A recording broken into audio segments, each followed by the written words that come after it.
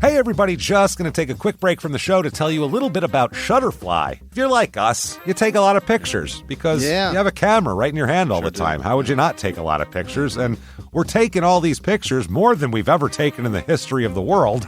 What are you going to do with them all? That's the thing. You used to get a solid picture, and then you'd look through them, and you could enjoy them. Now they're like back on your camera roll. You can't even find them. You don't want that. That's why the cool thing you need to do, and what I did, and I think it's pretty cool, is create a Shutterfly photo book. Oh. What I did, and you're going to enjoy this, Jimmy, because I haven't showed this to you yet, but took all of our pictures from being on tour this year. Oh. All live show pictures, us backstage, us on stage, doing all that stuff, and like some of the, just the venues and things, and made a little photo book out of that. Also, they have free 24-hour designer service as well.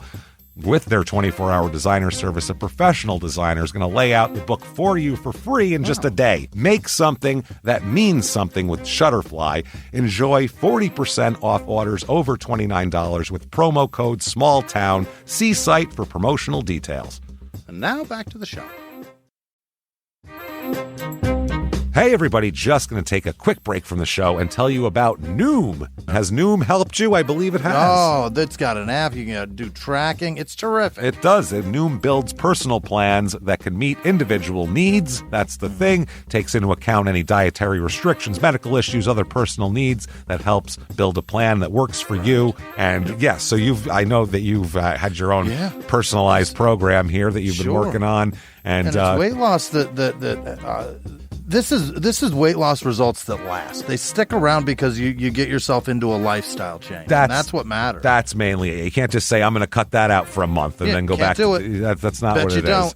So I'm glad it's helping you. That's great. And it really does. I like the psychology and biology-based approach here. Noom Weight uses psychology. That's why they say losing weight starts with your brain, but it also takes into account your unique biological factors, Jimmy. All of your multitude flora and fauna that goes on inside of you there. Sure, Stay focused on what's important to you with Noom's psychology and biology-based approach. Sign up for your trial today at Noom.com, Noom.com here, based on 3.5-year study of actively engaged Noom users with minimum starting BMI of 25. Individual results may vary. Visit our website for more information. In the depths of an Atlanta forest, a clash between activists and authorities ends in tragedy. I'm Matthew Scher, and on my new podcast, We Came to the Forest, we expose the hidden truths behind a shootout that left one activist dead and countless lives forever changed. Binge all episodes of We Came to the Forest ad-free on Wondery Plus. This week, we look at the mundane town of Cooperstown, North Dakota, where a man had violent goals and he achieved them with horrifying results. Welcome to Small Town Murder.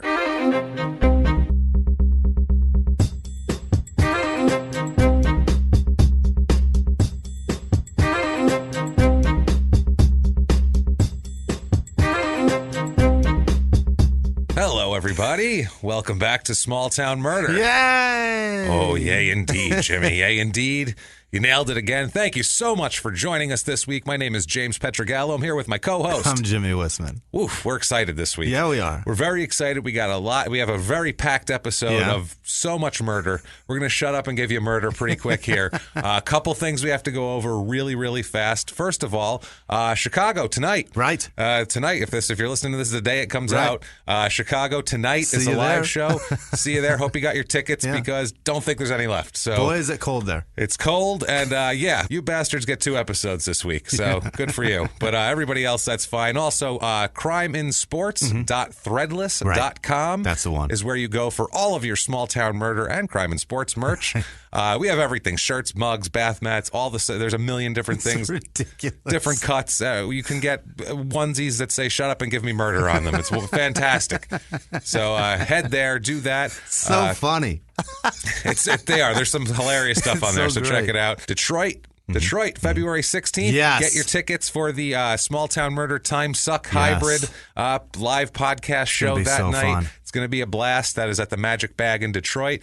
Boston. Yes. Boston, the 2 days after that. February the 18th, Right. Boston. Crime and Sports is the early show, Right. and Small Town Murder is the late Right. show.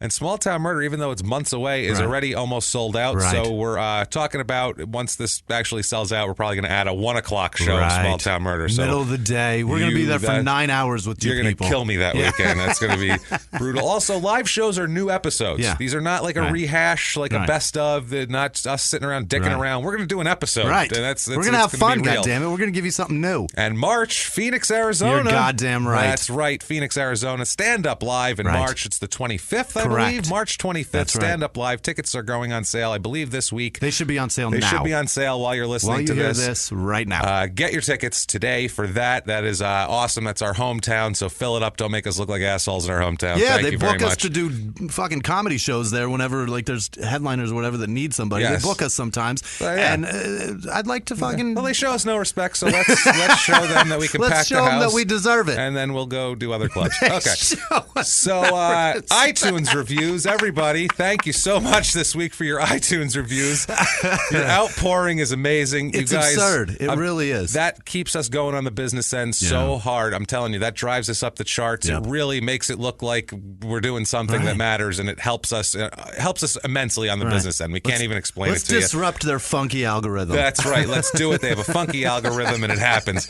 So I see what an you can algorithm do, dancing. That's what I do. It's a little dance. Algorithms dance. It's like a little like a little troll thing that dances with its hair all sticking up. Shakes its fat ass. But if you have not done it yet, please get on iTunes. Give us 5 stars. It doesn't matter what you say. It's not for our ego. Right. We promise. It is really just for the business end of it. So tell us anything you want. Tell us your favorite flavor of ice cream. That's a good one. That's a good good one. choice. And I'd be any of them are good. So the it's ice cream fine. sandwich. That's the one. Oh, it's the you can't Klondike. go wrong there. That Klondike ice cream sandwich is fucking absurd. It's amazing. Yeah. Now, if you're an even bigger person than that, that's fantastic. You're one of our heroes, one of our producers that we're going to talk about a little bit later on in the show. You can go to patreon.com/crimeinsports and you can make a donation. Every dime is immensely appreciated, more than we could possibly explain to you guys. Have really made this show happen. I'm telling you, you guys I can't say it any other way. You're killing it on that. Thank you so much. It really helps us out enormously and makes the show so we can do it and we can put all the effort we can into the show. So thank you guys for that. I reply to so many comments, emails, whatever, with "we can't do this without you," and I'm not fucking just we're cliche serious. writing that. I'm dead serious. And if you want to make a one-time donation, you can do that, and it is insanely appreciated as well. It's just as good. Over at PayPal, you can use our email address, which is crimeinsports@gmail.com. Crime in sports. Crime like in IN, sports. Right? Not like out? in. No, not out. Not over. Not up. Not down. Crimeinsports@gmail.com. You can do that and make a one-time donation. And like we said, God, every dime, every dollar, people donate $1, we're amazed by it. It's thank you so much for that. It doesn't matter what you donate. Just thank you so much for all of that.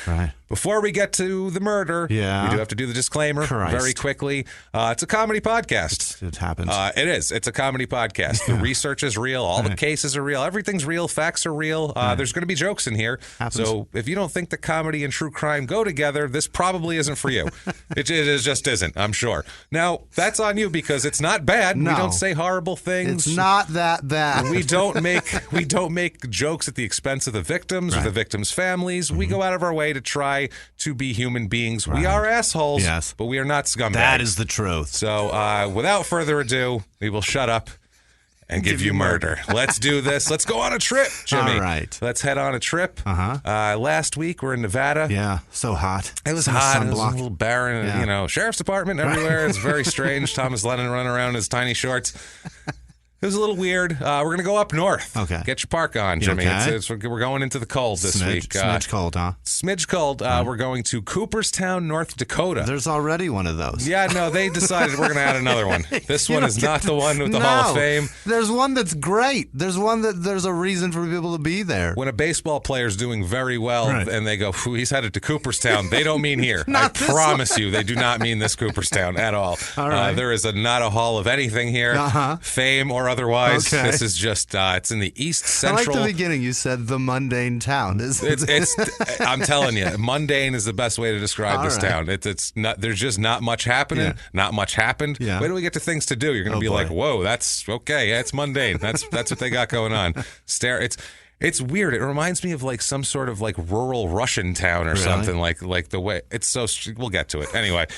East central part of the state, in the middle of fucking nowhere. All right. I mean, this is small town murder. I love middle of nowhere towns. Like when you're driving and you're just like fucking exhausted, and you're going, what? Who lives there? Right. But there's just an exit with like a one food thing on the sign and like a gas station. You're like, who lives there? And you see houses. You're like, people live there, right? And there's houses everywhere. People on a fucking hillside. Yes, and people live here. It's an hour and a half away from Fargo, which isn't a booming metropolis either, and it's 2.5 hours to Bismarck. So that's the capital, that's correct? The capital. Right. It is not. It's in the middle of nowhere. And is Bismarck with a CK? That is a CK. That's Bismarck. The dumbest it shit. Absolutely is. Fucking assholes. Why are you doing that? Right. It's in Griggs County. It's actually the county seat of Griggs County. And this is a tiny town, so this is the county seat of your county. You're saying how small your county is. Right. Griggs County, the whole county has 2,400 people in it. The whole county. The whole county, and it's like a European country. This every goddamn town county. in there. If there was a huge. murder, we could cover it. Every fucking every one town, of them. There's any town in here, but there's not even that many towns here. It's just there's nothing there. It's literally like, woof, you just look out over the horizon, put your hand over your eyes, like, wow, what is that, a couple houses there? Why? What the hell happened? What made you stop here? Right. Why? It is a small place. Zip code 58425, area code 701. So if anybody boring calls you from there, you know why. 0.97 square miles. It's a little tiny town. Yeah. Little tiny town in the middle of nowhere. One square mile almost. That's what this almost. is. This is an exit. We're almost something. Literally, this is an exit. Where, like I said, you see a couple of food and a gas, and there's a little like a motel thing, and you're like, who lives there? These people live there. Is this the town of almost, like everything's just almost something? Like 0.97, almost a square mile. Well, it's funny because their town slogan actually touts something completely different. Really? Not an almost, not even close to an almost. Right. They're very grandiose about it. The town slogan, quote, unlimited possibilities. Unlimited. I assure you, the possibilities are quite limited. I promise you that. There's 0.97 square mile. It's a very tiny place. I can't think of a possibility, honestly. That's not even unlimited. They could have said, there's a possibility, and I would have went, no, there isn't actually. It's boring. I would have argued that. So unlimited possibilities of how to be depressed and kill yourself? Pretty much, yeah. That's it. Unlimited possibilities of how to drown yourself in a stream while trout fishing. So Griggs County, the county here, is settled in 1879 by, I guess Americans, or you could say. I'm sure Canadians were there too. I'm sure there's some trapping going on. Unlimited possibility. Unlimited possibility. It became an organized county in 1881. Mm-hmm. At the time, it's okay. What's part of what's now Griggs County and the western part of Steele County, that was the county at the time. Yeah. And after an election, Cooperstown became the county seat. Got it. For Griggs County. But there was a town called Hope. Hope. It sounds like a nice town. Jesus. No, they wanted to have. They wanted to be the county seat, so they went and stole the county records at gunpoint from Cooperstown. Holy shit! Literally, they were like, "We're going to go to the next town and get their fucking records." We're not robbing a bank. No. We're taking their records, and we're saying we're the county. Right. Well, you say you're the county seat, but we have all the records. So how's that work? That's how they're going to do it. What is that? That's fucking crazy. That's where we are. Is. That's the West. You know what I mean? This is nuts. We're going Can over you do that? Can you just go steal the records from San Francisco and just say, I'm San Francisco I'm now? the county seat. Yeah, just go take them all and go, that's it. Me, Bob, Jim, we all came in here. We're guns in, blazing. Yeah. We took the records. So guess what? County seat. Sorry. I don't know. It's the records matter that whoever holds what's written. Well, you can't be how can you be the county seat when we have all the records? I'm just asking you that right off the bat. How's that going to work here? That's unbelievable. We should just go take everybody's license. Why not? You're not Donald Trump anymore. I have the license. Yeah, I'm this now. That's fine. They ended up catching these people in the end. Like I don't know if the Pinkertons came in or what back then. They had a try. They were going to have a trial to try these people, but they ended up having a big compromise, and they ended up separate making separate rigs and steel counties. Okay. They said, okay, Hope, you can be the county seat of that county, and we'll stay over here. They gave him half the paperwork. Pretty much. Here, you have this half. This deed, this I is have the this east deed. part. Okay, you take this one. This is super so weird. Yeah, it's the railroad came around this time in 1882. They built a courthouse in 1884. By 1910, what a bizarre pissing match. Why would they do that? I don't understand know what's the fucking. The only thing I could think is something to do with elections. Like you could, they probably thought maybe they were going to cheat them on election results, and they were going to get all their people in the county. Because if you watch Deadwood, it's an HBO show. Not sure if you heard of it. If you watch Deadwood, it's a big deal. County commissioners and all of this, when things are annexed and counties are starting, they're all like shuffling. Al Swearingen's, sending away for county commissioners to talk to this one. Who's in town? I got to talk to him. Jesus, he almost died fighting Bullock, and he had a terrible stone, but it came out, but it didn't matter anyway. He still propped himself up at the desk so he could talk to the guy. It seemed important. Never mind, that doesn't matter. But back then, this was an important deal because you put people into power, and they could levy taxes. They could do things that would take deeds away. Like that was a big deal in Deadwood. As they were sitting in here, what's going to happen? Are they going to say that gold claims aren't official anymore? This whole deal. So I think that's probably. It sounds like it's some prospector Old West shit. Yeah, it's government on a small scale, but it's like it's an HOA on a little larger scale. It's basically, this is why I hate people that like being in an HOA and being on the board of that stuff. You sound like an asshole. It's a bunch of people here running around yelling "consarn" all the time. I feel like that's it, like with their mining pan. By 1910, there was 1,019 people here. Okay. So it was started to grow a little bit. Now the people now, it's funny because that was 1910. In 2010, population 945. Wow. So they lost 10 people. They lost some people from 1910. That's amazing. In 100 years. In 100 years, it shrunk. Yeah, at a certain point, shrunk. In the 60s, it was up to almost 1,500. Oh. And it just kind of died from there. Population's down 24% from 1990. So it's a little town that's just slowly dying. And we'll find out why, because I believe it's an age thing. I don't think people are leaving so much as the median age here is 51.3. Oh, Jesus. That's an older town. Yeah. 37.4 is the median in the nationally. So. Yeah, 51.3. The average is 51. That's a lot. That's a little older for a town. So you can see why people are dying off, I feel like. Female population, and this is another reason why I feel like they're old, female population is almost 56%, which is way out of whack, and that's because women tend to live longer, I feel like. So I think maybe that's what's throwing it off here. I found a pretty cool thing here, and it's the most common first names among deceased individuals from Cooperstown. This is great. So like old people names of people that are died. There are 15 Johns, 14 Claras. That's a shitload of Claras. Yeah. Do you know anyone named one Clara? in my entire life. 14 and Claras. she right now is 92 years old. 13 Arthurs. That's a cool name. 12 Helens, 11 Williams, 10 Clarences, 9 Martins. The Spanish community keeps that Arthur going. Like they do. Arturo. Yeah, that's they a like popular that one. name. Yeah. Esther is 9. That's a and, shit and name. Oscar is 9, and Florence is 9. So all the men's names are like Spanish names that they keep those going. Like Oscar's still popular. Or Englishified, either Anglified. All those white names of women are going the fuck away, though. Thanks to Abigail and Lily. And they're coming back now, though. Yeah, people are naming their daughters like old-fashioned names. Nobody's now. naming their kid Esther, though. They are. Are they really? No. Absolutely. Get out of my Esther life. Has are you become serious? Popular, I swear. What a horrible name. Every old lady name you can think of, there are tons of babies with that name right now. Little toddlers running around. Yeah, you bet your ass there are. Poor little girl. Tons of little. Come here, Florence. Yeah. Little weird named Esther. Esther's a garbage Lily, name, though. All of these names. Literally, all these old person. Clara is a popular name now. I could see that being a cute baby name, though. Clara, and then she's got to grow up. The way you say it with your New York accent, though. Hey, Clara. What the fuck's wrong with you, Clara? That's one of those words that no matter what I do, it's coming out. They can't help it.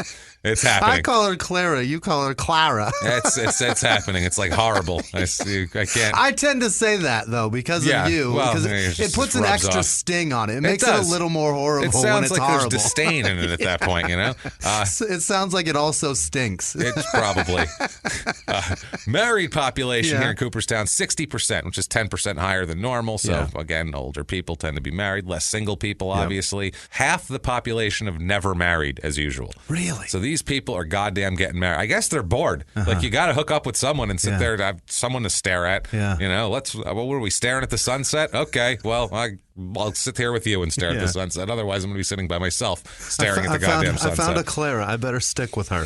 This Clara is going to work for me. One. It's going to work for me. The very last Clara ever. I may stick with her. And more evidence of elderly, super high. Almost 60% of the people are married with no children. Okay. That says old at that point because they're not children anymore. Right. Race of this town. I'm going to give you a guess. Oh, it's snow fucking white. No. Actually, it's a huge community of people from the Congo, Jimmy. It's very strange. It's a very Cuban society. There's a Cuban section of town. 0.35 square miles of the 0.97 is Little Havana. Yeah. It's very, very. There's restaurants there, clubs. They call it Majority Havana. That's true. Yeah, you can hear the music bumping down the. Yeah, it's very good. As you pass their welcome echoing sign. Throughout the plateaus or the buttes or whatever the fuck's out there. I have no goddamn idea. 98.98% white. That's all white, That babe. is super white. 0.83% black. Okay. So there's like 0.83%? 0.83%. That's pretty good. That's there's like 8 black people yeah. there. That's not bad. 7, 8 black guys. 0.19% Hispanic. So it's not. It's that's white. about it. It's a white town. 62% of the people are religious here, which 50 is the norm. So this is on the higher. This is like down south level numbers here. 9.28% Catholic. Yep. I don't know where the hell they came from.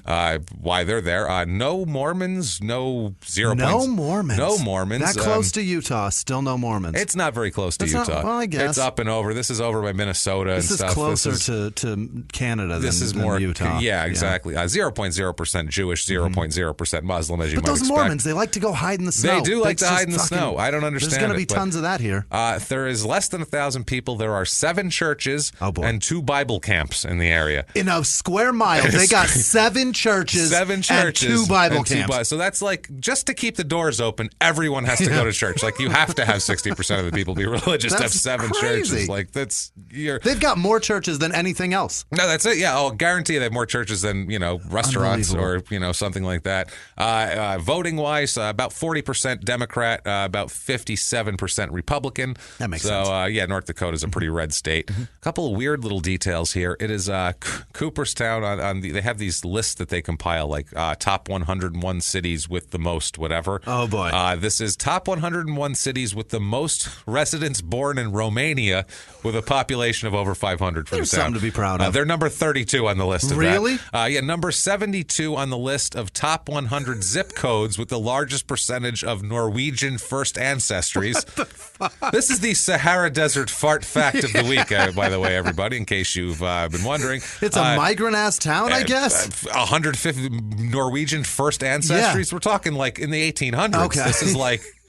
Clara and Clarence were married from Norway, and I don't know if those are. You found Clarence out of that because of the CL. That's Clara. CLA, Clarence. right? Well, I thought they'd be a funny couple. You went in the alphabet. I thought they'd be a funny couple if it was Clarence and Clara. It's CLAR. It's ridiculous. And Clara is the root word of Clarence. Pretty what much. The fuck is that? It's a male That's so Clarence. Weird. Number 32 on the list of top 101 counties with the largest number of people without health insurance coverage in the year 2000. Shit. Yes. We're going to fly you there. Perfect. That's so I could be with my people. Number 36 on the list of... Keep all you fuckers with nothing. We'll all die together. Top 101 counties with the highest... One person's going to get the flu and wipe out that whole town. That's it. This That's actually what it fits. is, yeah. Top 101 countries with the highest number of deaths per 1,000 residents, 2007 to 2013. Highest rate of death, so they're just dying. They're because they're so old, too. I think that. They're old and they have no health insurance. And they were number 37 on that list? They were number 36 on that list. So Holy shit. None of those things are really positives, I guess, unless you're really into Romanian culture or something like that. None of them really seem great, but whatever. Unemployment rate in this town is about half of the normal rates, less than 3%, which is ridiculous, but there's enough. It's so small that you can go, will you give Bill a fucking job already? God damn it. Hire him, please. He's just walking around downtown. He's wandering. Bill, just go work. In that town, you could be a church janitor and fucking kill it. You could be president of the town. If you're unemployed here, they probably have a meeting about you. At Bible camp, they have a meeting. They're like, listen, Bill's got no job. What a horrible meeting. I've seen him. He's just at the grocery store wandering. We all know he has no money. He's just shuffling. Now. What are you doing at the grocery store, Bill? You're not buying anything. really got to do something here about Bill. I think that's what happens here. Household income here, average being about $54,000 in the country. Household income in this town is a little under $43,000, so a little less than average, but I don't know, not terrible for the middle of nowhere. That sounds like Social Security income. For sure. That's 43 is higher than that. Is it? Yeah. No one's getting 43 grand in Social Security. I don't think. That does seem like an awful lot. Old people eat cat food and shit, like to stay afloat. I don't think that their fixed income doesn't mean like 44 grand a year by yourself in North Dakota. Sad. It's very sad. I don't mean it like it's a good thing. So I worked in a job where I would work outside a lot, and I was walking to go into a backyard for work, and I saw an old lady shit into a grocery bag. That's very nice. I don't know. In her backyard. Wow. Why not do it in the house? I didn't. So when I walked even through if the your toilet gate, doesn't work, you have a room. Maybe she's just turning into a cat. I assume she probably ate cat food too. That's it. It makes you. Maybe that's why cats makes you shit outside. She bury it afterwards. That's the question. I turned the fuck around. So I walked into the backyard. I didn't realize what was happening, and I went to say good morning, and I heard the shit hit the plastic bag. That is terrible. That's a bad day for her too. I don't think she expected that today. And I stood there with my mouth open, and I just walked out. I didn't even say anything. She may not. To this day, she may not have known that somebody saw her do that. Let's hope she went to her grave not knowing that the electric guy walked in and saw her shitting in a bag like a fucking cat. Cat shit in bags. Unbelievable thing I've ever seen. The jobs here, there are bag shitting is a very popular profession. The agriculture, forestry, fishing, hunting. They do a lot of. There's forestry here. There's things like that. There's lumber. It is over 10% of the jobs. It's normally about 1% of the jobs. So it's a rugged area. It's that sort of thing. Manufacturing jobs are higher.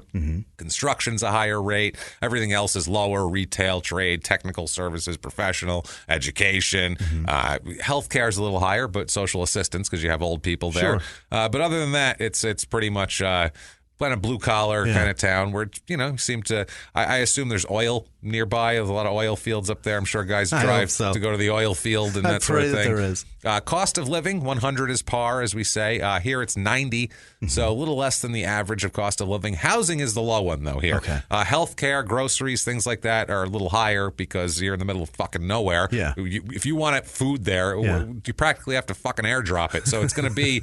You're like Berlin in 1947. It's hard to get you shit, so it's going to be more expensive. Rice coming everywhere. You know it. Those little peanut butter slurry things they send to poor African kids over there. Butter slurry. Yeah, they give them like a peanut butter slurry thing that's full of nutrients, and they eat it.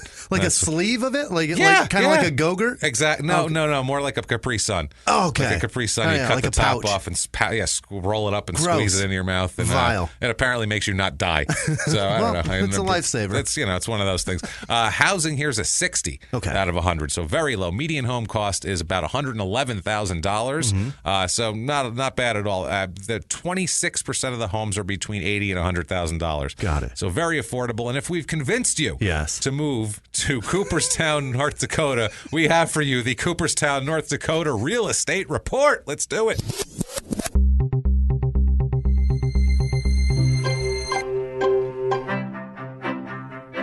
First of all, God, it's so good.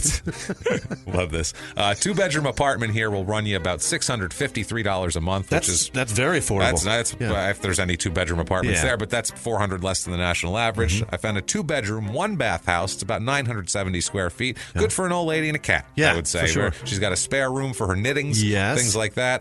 It's 970 square feet, $32,000. Wow. So you can Social Security or not, you can, even if you have to shit in a bag and eat cat food, you can probably afford that house for everybody. So that is so cheap. That's a good pitch, I think, too. Even if you shit in a bag, this house is for you. It's all yours. 3-bedroom, 2-bath, 1,500 square foot house. So that's it's like a decent house for you got a couple of kids, whatever. $69,000. Wow. On the inside too, it didn't look bad. Like I looked into it, I'm like, maybe it's a wreck on the inside. Yeah. Maybe it hasn't been updated since the 1870s or something. It's got but blue shag carpet or some shit. I'm thinking 1800s. It's got like elk skin on the wall to like keep the cold out. Dirt floors. Shit like that. Yeah, no, it's not that bad. $69,000. That's as cheap as a fucking pickup pickup truck these days. That's not bad. I found a 4-bedroom, 2-bath, 2,900 square foot house. Yeah. This shit's hooked up inside too. There's like a 4-car garage. This is like if you're doing well up there. You're running the oil field. Right. Or you're a pastor. Or you're a pastor. 200. Yeah, all those churches. Yeah. $299,000, and that's like a really hooked up house. It's a fucking mansion though. There. Not bad at all. Things to do. Okay, this is what they're proud of here. Okay. Things to do. I love when you say this is what they're proud of. Yeah, this is like what they're touting on their shit. Like you come here, you go here first. This is your thing. You come to Cooperstown. Yeah. Cooperstown has the Hall of Fame. They got a baseball place. Big deal. You want to go see Babe Ruth's jersey? Right. Great, that's fine. Knock yourself out. The bat out. he used to hit a home run that he called in the World Series. That's great. We have the Ronald Reagan Missile Site 555. The what? The Ronald Reagan Missile Site 555. What does that even mean? It is a missile launch, like it's nukes. A pad? It's one of our nuke sites where they have missiles that were aimed at Russia all through the Cold War. How about we don't show that to people? We put them in the middle. Oh, no, you have a tour. Interpretive tours are available daily. For the topside living quarters at Oscar Zero Launch Control Facility, as well as interpretive tours bottom side of the launch control facilities and mechanical room. Jesus. So get over there, launch some nukes while you're at it. Get over here and we'll give you all the fucking top secret security clearance stuff how we defend our country. Oh, yeah. Come look at this. Come check it out. Well, this is how we defended our country 30 years ago, I guess. Yeah, I don't think this is if you look at it, you probably can get a pretty good idea of what they have today. I suppose this is this is some old school shit though. It's called America's Ace in the Hole, North Dakota and the Cold War. Okay, that's the exhibit. So it's right. One of those. I don't know how much. It looks like it's about as technologically advanced as the movie War Games. It's probably you're not looking at War Games and going, that's how they're going to do it today. Super Nintendo probably has more, like from the 90s, has more technology. This shit. It received the 2010 Governor's Travel and Tourism Award as the state's outstanding attraction of the year. Amazing. So yeah, outstanding attraction of the year. That tells you how many great attractions are in the entire state of North Dakota. What we just described, attraction of the year, everybody. Attraction of the year. An exhibit about the Cold War. Pack the kids up in the car. We're going to see the topside living quarters over at the Missile Site 555. Everybody pile in. No, we'll get you T-shirts when we get there. I'd be afraid that some pie-faced, sticky-hand kid would hit a button that they didn't know they didn't disconnect. Yeah, right. I'd be terrified of that. Jesus, what the hell kind of outing is that? Fuck. Some sticky fuck jamming his Go-Gurt fingers all over some terrible nukes. What the fuck? Crime rate here, what we are interested in is it's actually just average, and it's these small towns when we're under 1,000 people. It's really just it's average. The numbers just get so fucked. Average in property, average in violent. So it's hard to deduce anyway and come to a conclusion on what's going on. Yeah, if one guy decides to break in a couple cars, that skews the whole town, screws everything up. So it's one of those deals. But it doesn't matter. Let's talk about a guy who grew up on a farm near Cooperstown, shall we? Yeah. This guy, sounds mild, right? Mm-hmm. Grows up on a farm. Yeah.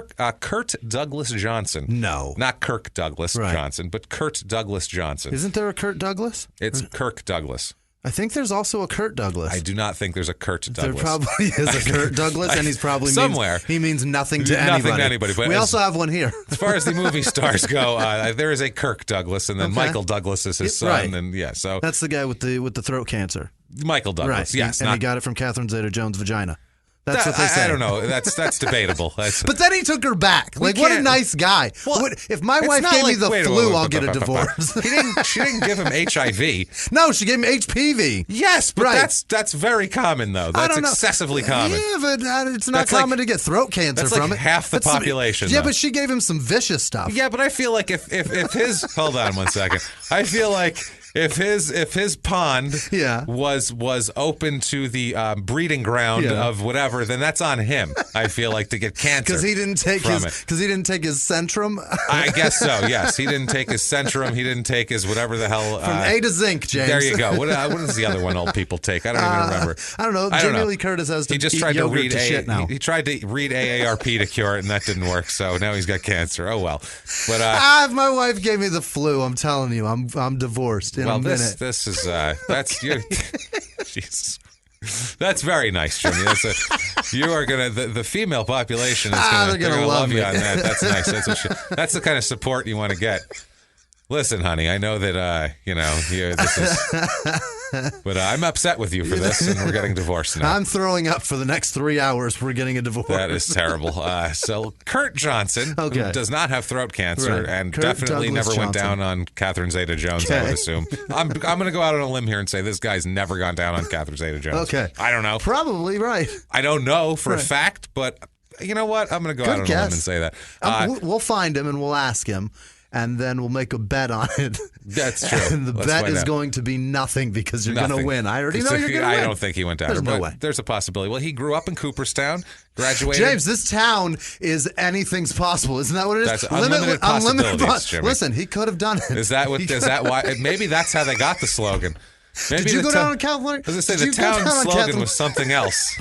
And then he came into the town meeting. Told everybody he went down on Catherine Zeta-Jones, and they're like, we don't believe you. And he goes, talking about Bill in there. Unlimited possibilities. They're talking about Bill. They want to get Bill a job at the meeting, and he just bursts in the door. Both doors swing open. He's like, I went down on Catherine Zeta-Jones. They're like, we're going to, hold on. And they bang the gavel. We're going to switch this meeting from, instead of finding Bill a job, we need to rename the town to give the motto a different one. We need a good one. Clearly, the possibilities are unlimited at this point in time, so let's do this. He graduated in high school in 1974. He graduated from North Dakota State University. Okay. So this is a North Dakota boy. Educated, too. Oh, yeah. He's got a bachelor in construction management. Yeah. He and his family then moved to Bismarck. He served 9 years. He was a senior engineer for the North Dakota Department of Transportation. Great. He's into like highway design and shit like that. Yeah. Then he moved with his family to Champaign, Illinois. He had 3 kids and a wife at the time. Okay. He worked for ERES Consultants, Inc. They specialized in pavement engineering. Okay. So this is a boring guy. Yeah. This is. Boring, yes, but he's doing it. He might not be boring. He's doing great. Oh, he's doing fine for himself. But I mean, like, this isn't like in terms of career. This what's isn't the word like I'm looking for? he doesn't come home from work and go down on Catherine Zeta-Jones. Is what I'm talking about. No. They were like, "Hey, tell me about that pavement, baby," and he's like, "Come on, honey, let's get it on. Let's do. I don't care." This guy tugs over the toilet. You're sure. so hot. You can give me 12 kinds of cancer, and I'm okay with it. That's how this guy would be. But he comes home from Champaign, Illinois. He goes to Falls Church, Virginia. For 10 years, he's a project manager at one of these companies that does this sort of thing in Washington, D.C., and he commutes from Virginia. So this guy's got a nice career going for himself. He had a family.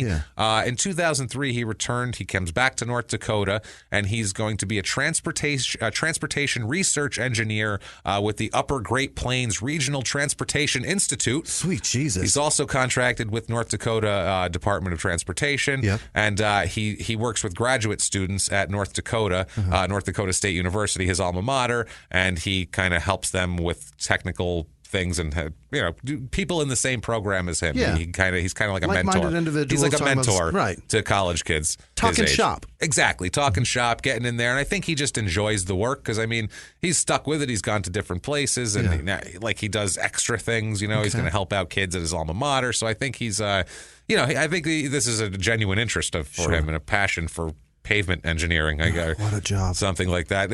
It's one of those things where someone has to be a pavement engineer. Yeah. At some point, someone has to go, how do we make this shithole cars? Like a whole shitload of cars. How do we make that happen? Because I don't know how to do that. Right. If they said to you, engineer this road so it wouldn't collapse, would you know where to start? I mean, I could make it flat. I could get a fucking bulldozer out. I could level the place. I can make the fucker flat. But actually, that's the part. I'm terrified of bridges. I hate bridges so much. I don't like them either. And the worst is in traffic when you have to actually stop on it. That's the worst. And when in cars New are York, going the other way and you can feel that fucker flop, that's the worst feeling in the world. No, that's what I mean. Like this guy knows about weather, right? Like you can't crack in the cold, you can't buckle if there's like all this different. You gotta know shit. how both sides can handle pressure. You have to be interested in that. If this guy sitting in traffic feels that wave and does that wave because he knows why, and he's trying to figure out how to get rid of that wave. Right. He's like, and I'm sitting there going, get rid of this fucking wave because I'm freaking out. I'm on it. Don't worry. The throat cancer won't take me before I figure it out. It's fine. I got this covered. On a personal level, he liked working on his house, gardening. Sure. He had a hunting shack on Paradise Valley Road where he liked to hunt big bucks. things like that. So Good Christ. He's just a guy who grew up in North Dakota and did his thing, and he likes to shoot bucks. And then you're a hunter. Good for you. Enjoy it, whatever. But this guy's got such a boring fucking life. Yeah, he needs to shoot something. This fucking just guy. To get some excitement. He attended Saron Evangelical Free Church and the Cooperstown Bible Camp. He was involved in both of those, so he's helping kids out at his alma mater. He's volunteering at churches and Bible camps and figuring out how to stop the road waves from going on. Salt of the earth guy. Salt of the earth guy kind of a thing. And sitting in a boring town in North Dakota that he grew up in. Right. He went back home, this guy. He's like, I'll go back to that place. He left. He went to Champaign. He went to Bismarck. D.C. He went to the fucking capital. He went to D.C. for Christ's sake. God. And he was like, nope, going back Not there. for me. But that's a guy who likes it here. It's not like he's a small town guy who never left. Right. He went and got the taste of it. He saw other things and went, nope, I like it there. Right. I want to sit out on my porch and wait for the big bucks to come by, and I want shoot them while I have my morning coffee. That's it. I want to do that. I want to figure out I want to figure out their pavement. Right. Virginia, your pavement's your own fucking problem now. He also, this was in 2003, he moved back to Cooperstown. Gotcha. He also worked out of his home as an associate research fellow for North Dakota State University for the Upper Great Plains Transportation Institute, and he did that from home, and he also had an office. Yeah. He lives in Cooperstown. North Dakota State University is in Fargo, which is an hour and a half away. Got it. So I don't know if you can really commute every day, but maybe he comes in once a week and, whatever, gives a, who knows, hands in his Talks paperwork. about some asphalt and fucking moves along. Yeah, that's the thing. Maybe they have to have like a social asphalt meeting. They have the church meeting to talk about Bill. They have the asphalt meeting to talk about waves. He's divorced. That's when he moved back to Cooperstown, was when he got divorced. That's what sent him back there, because you're out there, you're like, I'm going home. He got divorced. He has 3 adult kids that are grown up, so he's like, I'm going home. The divorce pushed him back home, though? Yeah, he got divorced and his kids were older, so he just moved back home, and so he's Seems living like a there. sad commute back. That would be a sad commute back, just from DC. You got to adult kids. You're going from rural. You're alone. You're going from an actual metropolis where they pass laws for this whole fucking country. Yes, and he's you're alone going on that to Drive, North Dakota, where there's 900 people. Well, you know what though? Maybe he can raid the next town, get their county records, and we'll see what the hell happens there. He can be king of the road. That could be a possibility here. Hey, everybody, just going to take a quick break from the show to tell you all about thegreatcoursesplus.com. Thegreatcoursesplus.com. This is phenomenal. Guys, we're into information. We're into learning. We're into things. This is the way to do it. Thegreatcoursesplus.com. This offer gets you a free 30-day trial. 30 days. With unlimited access in those 30 days, which is crazy because they have so much. And really, you could spend your entire 30 days just sitting there parked watching in front of your TV, your laptop, your tablet, any of your devices that you could switch in between. You can stream audio. It's ridiculous. This week, what we'd love to recommend, again, is so great, is the Understanding the Mysteries of Human Behavior course. Oh my God, it's so cool. Have you watched this one? This one is so cool because this is what we're all about. Every episode of our show that you can listen to, you would say, why did that happen? Let's find out why. Exactly. TheGreatCoursesPlus.com. It'll let you find out why just about anything. Why things cook how they cook, if you're into cooking. Why things happen with physics, how they happen. They have it all. It's the best. TheGreatCoursesPlus.com is lifelong learning at its best. We want you to experience The Great Courses Plus too. So they're giving our listeners an entire month of unlimited access to all of their lectures for free. But you need to sign up through our special URL, thegreatcoursesplus.com/STM. That is thegreatcoursesplus.com/STM. Thegreatcoursesplus.com/STM. That is the one. Start your free month now. Sign up today at thegreatcoursesplus.com/STM. That's thegreatcoursesplus.com/STM. And now back to the show.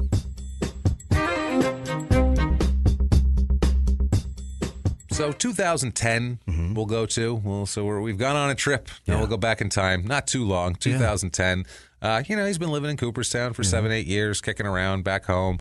He's got friends. He's got university things. He's got things that he's doing. He's a member of the community. He's got stuff going on. He's not a hermit. He's not Ted Kaczynski sitting in a hunting shack waiting for the big buck. He's He's a known guy. He's a known entity. A friend of his, we'll go to December 31st, 2010. Okay. It's New Year's Eve. Almost 2011. Almost 2011. Yeah, it's so confusing when people say New Year's Eve this day. Was that year or the next year? Because people will do it both ways. So it's New Year's Eve. You party. Nobody parties. Boy. There's Times Square. You know what I mean? They do a big thing in Vegas, too. They drop the ball in Times Square. None of that shit compares to the pageantry and the pure just debauchery and hedonism of New Year's Eve. I love that word.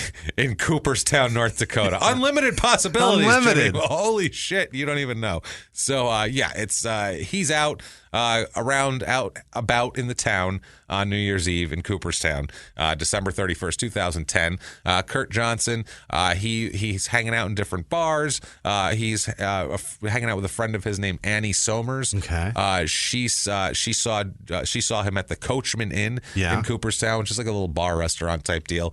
She works there, and she knows him, and everybody knows everybody in this town. Of course. And especially if you work in like the restaurant or one of the bars, you know fucking everybody. Well, you spend time with them because they've all come. Everyone's come in at some point. You know what I mean? It's just one of those things. And it's not just that. It's like if you work in the general store, people come in, you meet them, whatever. Yeah. But if you work at the restaurant, you're sitting there with them for like half hour, 45 minutes at a time. Especially if you're a bartender, you're going to talk. Oh, but a bartender, forget it. That guy knows everything. Well, this is a woman, Annie Somers. I mean, the bartender knows everybody. Absolutely. Right. So she saw him at the Coachman Inn. Okay. He said he was leaving. Said I'm taking off because there's like a little area with like 3 bars. There's the Coachman Inn, the Oasis Bar, and the Fishbowl. Okay, and they're all kind of like the Oasis Bar and the Fishbowl. I think are across the street from each other, and then the Coachman Inn is kind of around the corner, away from that Fishbowl riffraff. Yeah. You know what I mean? Like away from the party kids. We're fucking classy over here, all right? We don't have to play this those shit. Those kids in their 30s over there at the Fishbowl. Punks, young punks, fucking young whippersnap. Imagine being a teenager in this town. Oh Christ! Holy shit! My God, being called the most old timey phrase. It's like the Footloose town, you know what I mean? You're just fucking kids going to the edge of town to dance. Like, we're going to go to the hunting shack and dance tonight. You in? Yeah. Big act of rebellion. Ridiculous. So at the Oasis Bar, there's a bartender there named Carrie Sad, a woman named Carrie Sad. She's the bartender. I mean... That's the life. She's a bartender on New Year's Eve. Good tips, but you're in Cooperstown, so I don't know what the tips are like. It seems like a depressing New Year's Eve. At the Coachman around the corner? This is at the Oasis. This is the Oasis. Yeah. This is a little lower class, I feel like, than the Coachman. But it's like I think this the is Coachman's their version like of a pub run here. We're going to the Coachman, then the Oasis, then the Fishbowl, then we're going to pass out in an alley. All right. We don't have any alleys. Fuck it. We're going to pass out in a snowbank when we're done. Pass out right in the fucking middle of the street. And it's cold up here, too. This is New Year's Eve. It's cold. There's snowbanks and drifts, and I mean, this is not messing around. No. This is real winter shit up here. This is like the goddamn North Pole, North Dakota. It's awful. So Carrie Sad, the bartender at the Oasis, said Johnson comes in the back door. That's another small town trope. Is just like, popping in the back door. Pop in the back door. Like, oh, it's Kurt. Yeah. You do that in a big city, and they'll fucking have you arrested. What the fuck Where are you coming from? Hey, the emergency exit alarm will go off. You're like, what, dude? You're a total ass. Sprinkler systems are going on. What, you think you fucking work here? He pops in, and they're just like, Kurt. They do like a Norm. They're like, how's the highway, Kurt? And he has like a quick comeback. You know. Harder than my dick. Give me a drink. Something stupid like that. One like hole at a time or whatever the fuck they say. Some shit like that. So he pops in about 9 p.m. The bartender, Carrie Sad, said that he does not appear intoxicated when he comes in the door. It seems fine. And she's seen him before and stuff, so she probably would know if he's intoxicated. Yeah, she could gauge. She can gauge. And she said, seemed fine, came in the door, wasn't intoxicated, pulls up a stool at the bar, hanging out, small town, everybody's talking to each other. It's New Year's Eve. I'm sure it's very social. He started talking to a guy next to him, a guy named Daniel Evan Wacht. Okay, talks to him. What's that last name? Wacht, W-A-C-H-T. Yes. Yeah, Wacht. That's awful. And I've heard it watched, and I've heard it walked, and I'm going to go with Wacht, and I'm going to call him Daniel. Okay, we'll do that because I next to Daniel, and they're having some drinks talking. That last name hurts my head. It's terrible. Fucked up name. So Daniel, we'll talk about him for a second. He is the opposite He's hammered. Of Kurt. Yeah. No, not in terms of hammered, in terms of a human being. Okay. He is not a resident of Cooperstown. He didn't grow up there. He's not a kid from the farm over here. He moved to Cooperstown about 4 months earlier. Okay. From California. Yeah. He is known around town, and he's made a reputation for himself in the 4 months he's lived there as his nickname is Machine Gun Head. He got himself a nickname. Well, it's easy. Machine Gun Head. Machine Gun Head because he has a tattoo of a machine gun by his ear. Okay, so they weren't clever. They're not. That's what I was going to say. Another reason why you need to have some Italians in your town is you need every time. White people. Every time we go to these little towns where you know there's no goddamn Italians, like they say in The Sopranos, it's Elvis country where there's no Jews or Italians.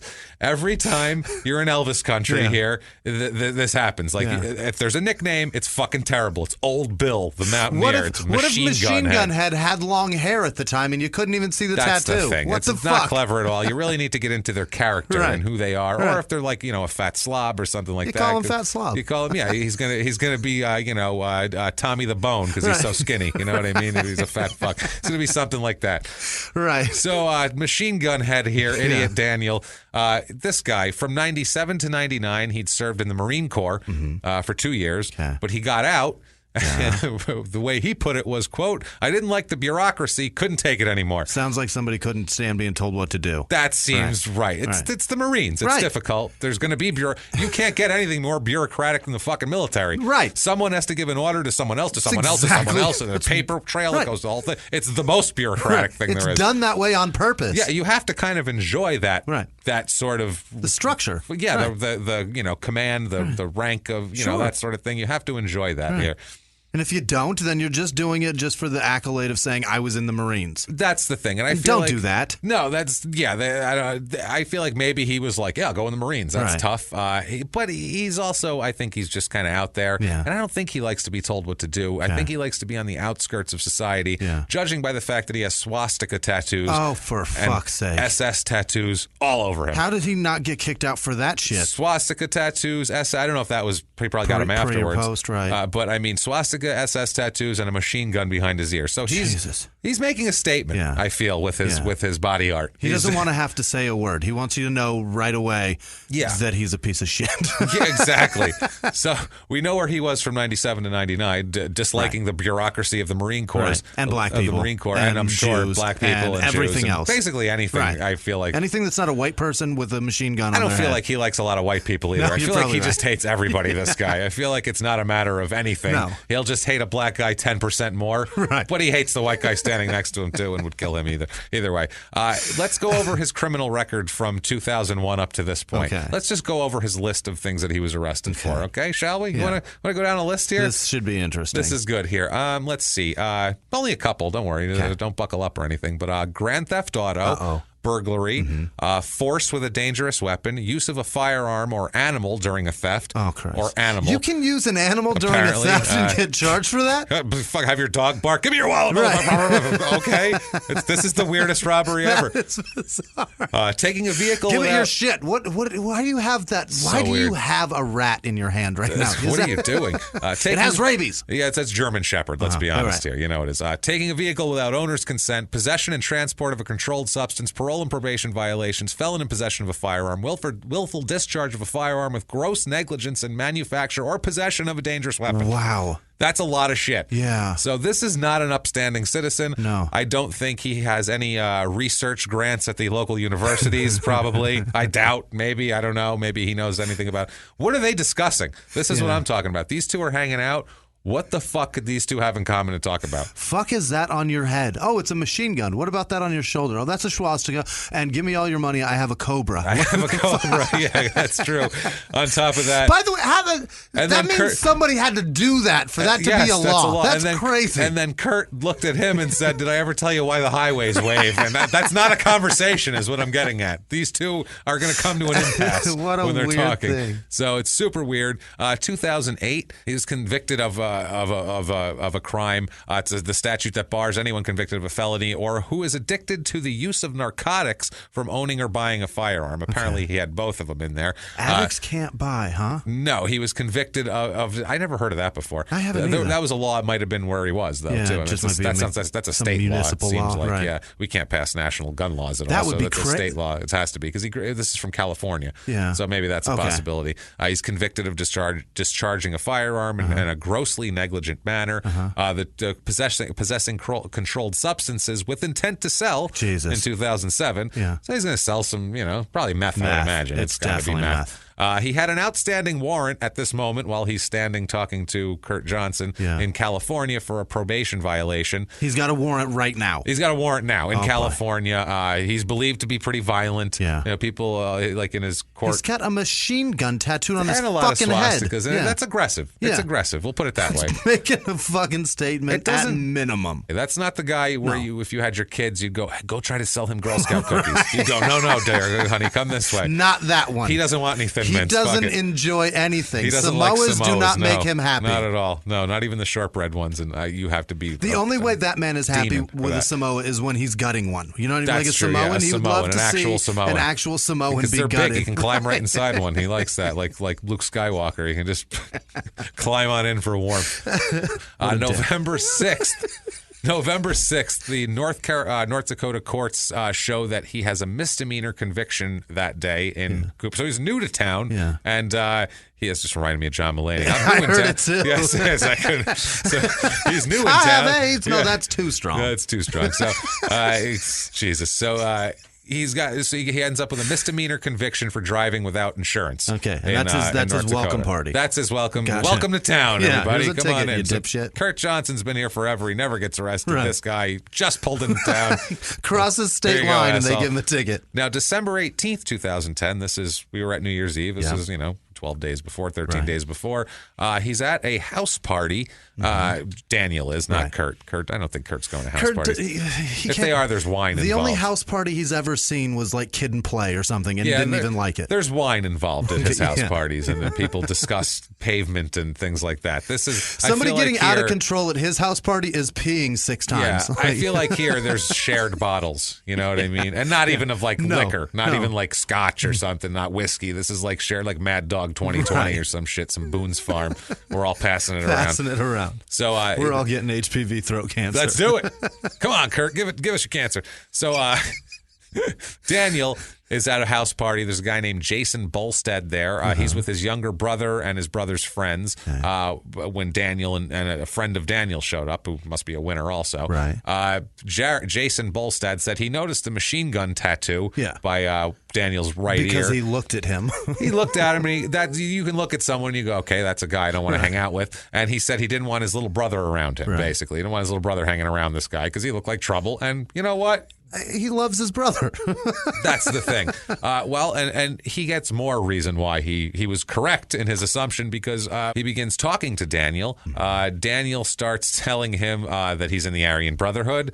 He said his friend came up and they were talking a lot of throwing a lot of white supremacist jargon around, something about 14 words and all that shit. Though, so it's I know what that is. They're That's sitting so there. embarrassing. I feel like they go to this party and they're like, let's show these fucking hillbillies that we're tough and make everybody afraid of us. I feel like, and I feel like they're probably like everyone there is probably a little younger than him. Sure, it's probably one of those things where he's like, I can buy beer, right? So that makes me, something. And I know 14 words.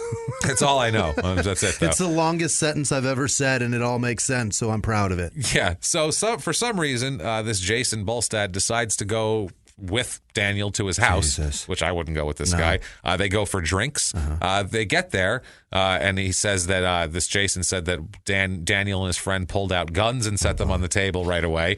Later, also, he said that Jason said that him and Daniel went out to a cemetery on the north end of Cooperstown and fired a gun at a tree. At the cemetery. That was their night. Everybody's already dead, so that was their night. Want to come back to my house and drink? All right. And they're sitting there drinking. Want to go to the cemetery, shoot a tree? Shoot some guns. All right. That's their fucking night. What the fuck? Shit, this is why I said mundane at the top of the show. Yeah. When the activity for the night is want to go shoot a tree at night when we're drinking and that's partying. Jesus. They don't even have cable here, I feel like. I don't know. Get a dish or The something. nuke site is closed. Let's go shoot a tree. Hey, want to go to Ronald Reagan Missile Site 5? Oh, shit. What time is it? God damn it. I really want to do that topside tour. Fuck it. You know what? Let's go shoot a tree. Jesus Christ, man. So Jason said that Daniel asked him if he wanted to join the Aryan Brotherhood. Oh, what? Yes. Hey, you want to join the Aryan Brotherhood? Sweet. We got an opening. I don't want that question ever posed to me ever. Listen, we have an opening right now, and we're looking for a young man about your cut, and we think that you'd be a good fit. So maybe you want to come on, join the team. A slogan. This is a team atmosphere. So if you want to go your own way, this isn't the place for you. We want to give you suspenders and red bootlaces, and we want you to say 14 words in a specific order every day. I want you to be super fucking boring because that's all you talk about. Yeah, that's the other thing. That's true. Why? How boring are you? Just that's all you talk about. Right. It's like, yeah, we get it. Fine. At least Black Panthers want to talk about something else. No, it's like, yeah, we get it. Choose. Okay, great. What? Yes, the Black. Yeah, I know. I fucking know. All right. Jesus Christ. Unbelievable. Even these guys' wives, after a while, got to be like, you know what? Fuck no. I mean, seriously. Can we talk about anything? Don't you like theater? Is there anything? What the hell? Saw their quote unquote, because that's what they call them as old ladies, my old lady or my bird or whatever the fuck. And I just saw one just throwing up her hands in frustration, Seriously? going, "What the fuck? Enough! My dad was right." Yeah, I get it. Obama was yes, I know. I get it. Okay. You told me about that. Yes, Jew banking system, 7 Jew bankers. I understand I get it. The fucking plot. Okay, thank you. Yes. Can Hitler. you stop writing 88 on everything Please, I own? Jesus Can you knock Christ. that shit off? We're not naming our son Himmler. No. I'm not doing it. No, his first name will not be Himmler. I'm not going to name him that. I'm sorry. No. So this... little baby Himmler. So, of all things to celebrate, you know what I mean? That's Jesus so crazy Christ, to me. man. It's just, It's and weird. they lost. Like, That's the other thing. Why are you so fucking happy about it? That goes for the Confederacy too. The Confederacy and the Nazis. Stop it with the them Japanese both. know how to take a loss. Yeah, they do. They take a loss. They do. They're like a football team. They take a loss. They go shake hands with the other side, and they go, they played a better game luck today. next year. They played a better game today. And you know what? They're the champions, and we're gonna go. You know, well, good luck. We're happy for them and everybody on their team. They don't go like, nope, we didn't lose. Nope, we'll just keep going. Nope, it's carrying on Can you forever. imagine the Buffalo Bills did that 4 years in a row? It's so fucking weird, man. Nope, we'll be there getting the rings. Yeah, it's a strange thing. But so Daniel not only asks him, he says, Buffalo Bills fans are the most humble people. They rarely. They have you don't ever want to been talk Buffalo? about it. They know their place is a dump. Yeah. They're like, they look, don't even want to talk about those it's 4 horrible. Super Bowls. We're happy that they Right. gave us a football team. There's nothing here. We have a hockey team. You ever hear of the Buffalo Sabres? No, exactly. Neither has anybody else. They just tip their cap to Jim Kelly and Thurman Thomas and walk the fuck on by. That's the only time they're going to get like a celebrity in their town is if they play for the team. So they're very happy to have them there. They don't care if they're good or not. So now that we've offended everybody, the Buffalo Bills are the Nazis of the NFL. I feel like such shit. That's true. Sorry, Bills fans. Sorry, Bills fans. You're Nazi sympathizers. We apologize. You Jew-hating bastards. You guys lost. So Anyway. Daniel asks Bolstad, not only do you want to join the Brotherhood, tell you what, I'm going to get you on the horn here. He's like a telemarketer. Oh, like boy. he cornered the guy, and he's like, let me put you on with my sales manager. We'll get this wrapped right up. He did, man. He gets him on the phone with a guy that Daniel said his name is Nico, and Bolstad said that he was, quote, some kind of leader of an Aryan gang in California or something, is what Daniel told him. He says, Daniel tells Bolstad, I'm here now, and I'm going to start up a chapter in the area. Yeah. Obviously, me and the 12 old guys, we're all going to hang out at the Bible camp. I don't know, but we're going to start it's all white people, Right. so I guess your whole pool is open for. Your town essentially Recruitment. won. So, it's doing what you want it to do. Yeah, so that's why he moved here. Right. He looked at 98.8. That Jesus. is fucking white. So, but there's a couple black people to hate, though. You don't want it to be totally white. There's got to be someone to hate, We or else need it's not something any to fun. do. We got to go pick on those guys. That's it. Right. That's what I think he's thinking. So, he says he's here. He's going to start a white supremacist movement in the area. And then he tells Bolstad, quote, Bolstad said, quote, he told me that he was either going to blow something up or kill someone to prove that they were here. Oh. Holy shit. Bolstad told him that he wouldn't get away with it and the cops would be all over him, you know, because there's 1,000 people here, and they noticed the one guy who comes into town with a machine gun on his ear, and then shit starts blowing up and people start dying. You know. May have a suspect right out of the gate. May have a suspect here. By the way, there hasn't been a murder in this town up at right now at 2010 in 80 years. Wow. 80 years. So they would notice a murder. Right. It's not like they'd be like, oh, it's not like on The Wire. Right. They find like a drug dealer in the alley and they're like, I don't know, it's some yo in an alley. I don't know. That's what they call in an alley. That's what they would call the drug dealers in the 80s, where some dead yo in an alley. It was like, fuck it, you know, it's not even that's not a citizen. That's what they. Right. I feel like that's not how they would react to it here. So he said, Bolstad said that Daniel said, quote, he said that they were all idiots and that they were corn-fed people up here. Holy shit. So he's like, they won't know me. I'm slick. Meanwhile, it's too cold for fucking corn up there, right? I think Is there don't know. corn? I have no idea what the hell grows up there. Jesus Christ. I would think nothing. He's just using some dipshit slang term for yokels. Probably. Right. Yeah, they're corn-fed, whatever. So back at the bar here on New Year's Eve, now that we get a background on the guy that Kurt Johnson's talking to, and exactly what an odd conversation, what an odd pairing these two are. Kerry Sad, the bartender, describes Daniel as, quote, he had a shaved head, he had high combat boots, long trench coats, he had a tattoo. I think it was an M16 on the side of his head. She knew the make of it. She knew the make of it. Yeah, everybody else is calling her a machine gun she's head. shooting big bucks. Yeah, so she's calling him by his technical term. I think it was an M16. Yeah. So she's calling him M16. No one they didn't know that these two had ever met. Nobody knew or anything like that. Right. They didn't seem to know each other, but they were talking.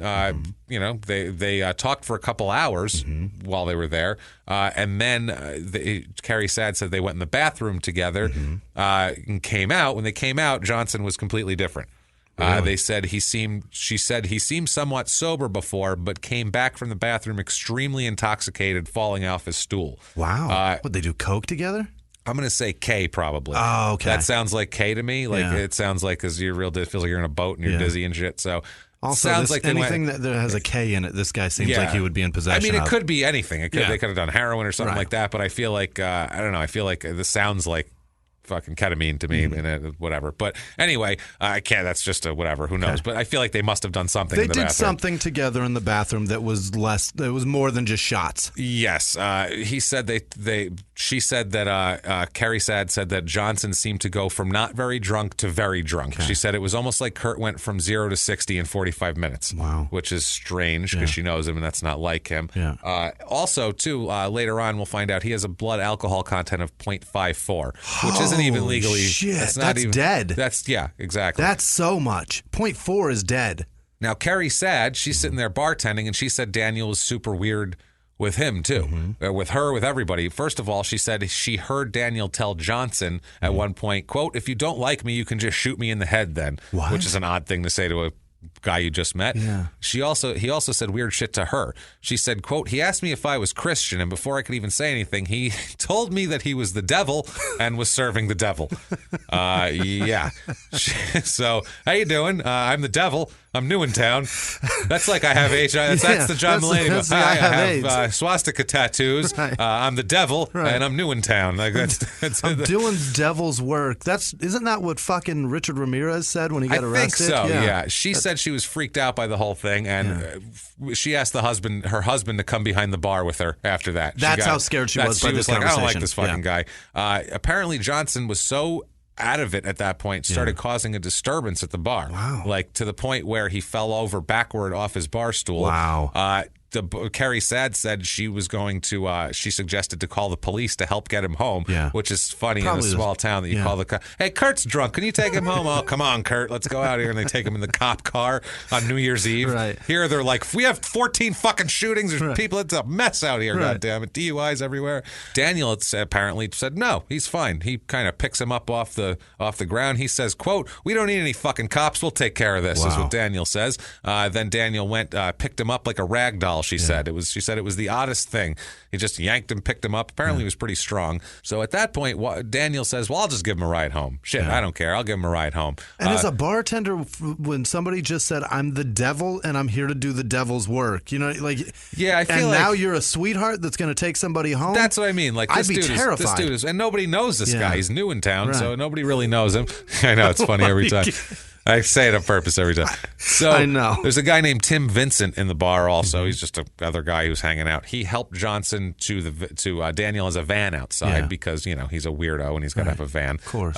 So he's got a van out there, and Tim Vincent helps Daniel get Johnson out to the van because he's like falling over. He can't even stand up. Tim Vincent said that he couldn't get Johnson over a tall snow bank that had built up. And he said that Daniel grabbed Johnson by the neck and waist and, quote, threw him into the side door of the van. Holy shit! Picked him up and tossed him in the van like he's tossing a drunk out of a back door. like a back door. It's crazy. It's super weird, man. That's an odd thing to see. And then you're just gonna wander back in. And he's like, "All right, go. Happy New Year." Already two fucking events that I'm just like, no, this is not good. With his little party hat on. His fucking. It's ridiculous. So sometimes he's got like the 2010 where like the two zeros make the sunglasses. You know what I mean? Yeah. And he's wearing them shits while that guy's throwing people around. Absolutely. So at this point, about 3 a.m., he's outside of town and ends up in a snowbank in his van. And so he called the police and asked for a ride home, from the van. And they picked him. They're like the Uber of this town. They need something. That's their job. That's how's your driving? How late do you stay up? Because the town needs fucking rides home. We need rides. When do we solve turn into a crimes? taxi service about 9. About 9 p.m. We turn into a taxi service. So look out for that. People dial 911 and we go shit faced. I need a ride home. 911 like, emergency. That's him again. Where are you going? Where are you headed? 911 emergency. How drunk are you and where are you headed?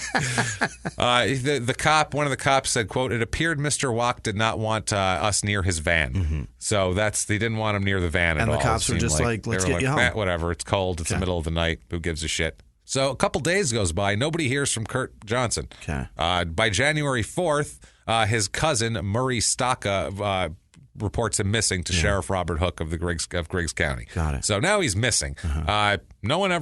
They never see him again. They search his house thoroughly for him. They even look in the cupboards and closets and crawl spaces. They don't find him. The sheriff's department. That's a thorough check. Oh, everywhere. The They're family was opening like cupboards to look for the guy. Maybe they made a point to say we even looked in the cupboards. We can't find this fucking guy. He is gone, man. He's really good at hide and seek. Unbelievable. This guy. Amazing at hide and seek. Yeah. He also searched. The cops came. They searched his house. The sheriff. But if they'd have gotten this family to go look for Osama bin Laden, they would have found him. They're looking in fucking cupboards. I know where he is. Don't worry about it. I know what this asshole does. Okay, he's been doing it since he was a kid. Ridiculous. So also, they talked to the person who does the snow removal. Everybody's got a snow removal guy there at Johnson's house, and this guy said that there was no new footprints in the snow when he came to shovel on New Year's Day. Okay. So he did not, and it didn't snow that night. So he said, he didn't see new footprints going to the house. Like Kurt didn't come home and go to the house through the snow anyway. So the police do some investigating. They ask around town. Yeah. They put together obviously the timeline of what the fuck happened to this guy. And they figure out that the last time he was seen was with Daniel at the bar. So they're like, okay, they want to talk to him, obviously. That's a thing. Now he's employed. Daniel's a welder. He works at the Cheyenne Tooling in Cooperstown. Yeah. He's got a supervisor named Tim James who said that Daniel did not report to work. Had not been there since December 23rd because his mother died in California, or at least that's what he told. Yeah. He told his supervisor. And that's fine anyway, because all he was doing was welding together swastikas every fucking day. Constantly. They're like, Jesus Christ, how did you weld a bust of Hitler? I don't know how that's even possible, but that's amazing. You're talented. That's the thing that's fucked up about this. I'm impressed by what you do. I can't believe you make so many iron crosses and iron eagles. You're using it for evil. Right. It's not great here. They're looking at informants around town. They have informants in this tiny town. How much meth did they get busted with, or this is their lot in life now? They were looking and they talked to an informant, and he says that he was told that Daniel was shopping in Fargo. It's the informant that knows that kind of shit. Yeah, it's amazing that they're like, this is a good. He's almost as good as an informant as Bubbles. I mean, he's not like Bubbles. He's not going to go down and tell you the inner workings of the whole organization. Go down there with different hats and say, I'll put a red one on the guys that matter, and you guys take pictures of it while I'm up there. And he's not going to do that. He's not going to come up with a whole plan. Right. That's a different thing. But he knows that he's shopping in Fargo. This is incredible. He knows intimate shit. So the sheriff here, Sheriff Hook, gets a search warrant to search Daniel's van because they said they didn't want they were suspicious of the van since the 3 a.m. thing here. So January 5th at 12:25 a.m. So they woke a fucking judge up for that. No doubt. The phone rang. The judge is like, who needs a ride? And they were like, no. It's the police. We need a warrant, actually. So January 5th, they show up. Now, they had kind of watched him a little bit. They watched him. They saw him go from his house to work in the morning on January 5th.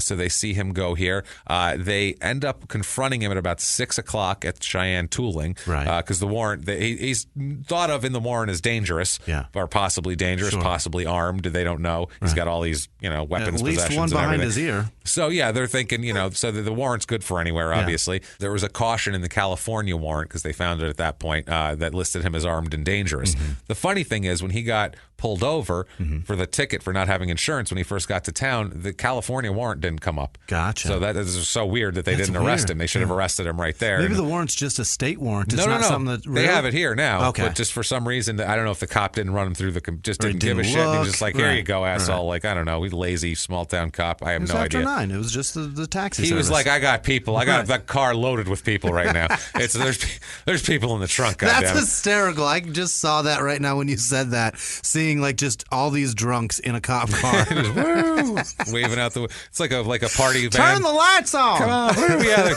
He's yelling back, will you turn the goddamn sirens off? Turn them off! Keep him away from the fucking... I gotta go now. Here's your goddamn ticket. He didn't even run him through the computer. So they look, the agents, they look at, he's got a maroon GMC Safari van. Yeah. He gets out of the van and they order him to the ground, it's obviously. One of those vans? Yeah, exactly. Oh, Jesus. They order him to the ground. They find a 9mm Glock pistol with 10 bullets in there in his back pocket. Yeah. So he's armed right there, which is, that he's not allowed to have weapons, first of all. So they talk to him. They read him his Miranda rights. They make sure to say that. He says, quote, I don't even know what I'm doing here. Obviously, we're not talking about my parole violation. So he's like, obviously, this is a bigger deal because like 8 people just converged on my van and this is a sting. So clearly you guys aren't just like, hey, he's on probation violation. I didn't call for a ride. Yeah, they said, well, why do you have a gun? He says, I know I'm not supposed to have a gun, but he's trying to clear his California warrant and he tells the cops this, that he's applying for, quote, sovereign citizenship. What the? No. Those people are assholes, by the way. No.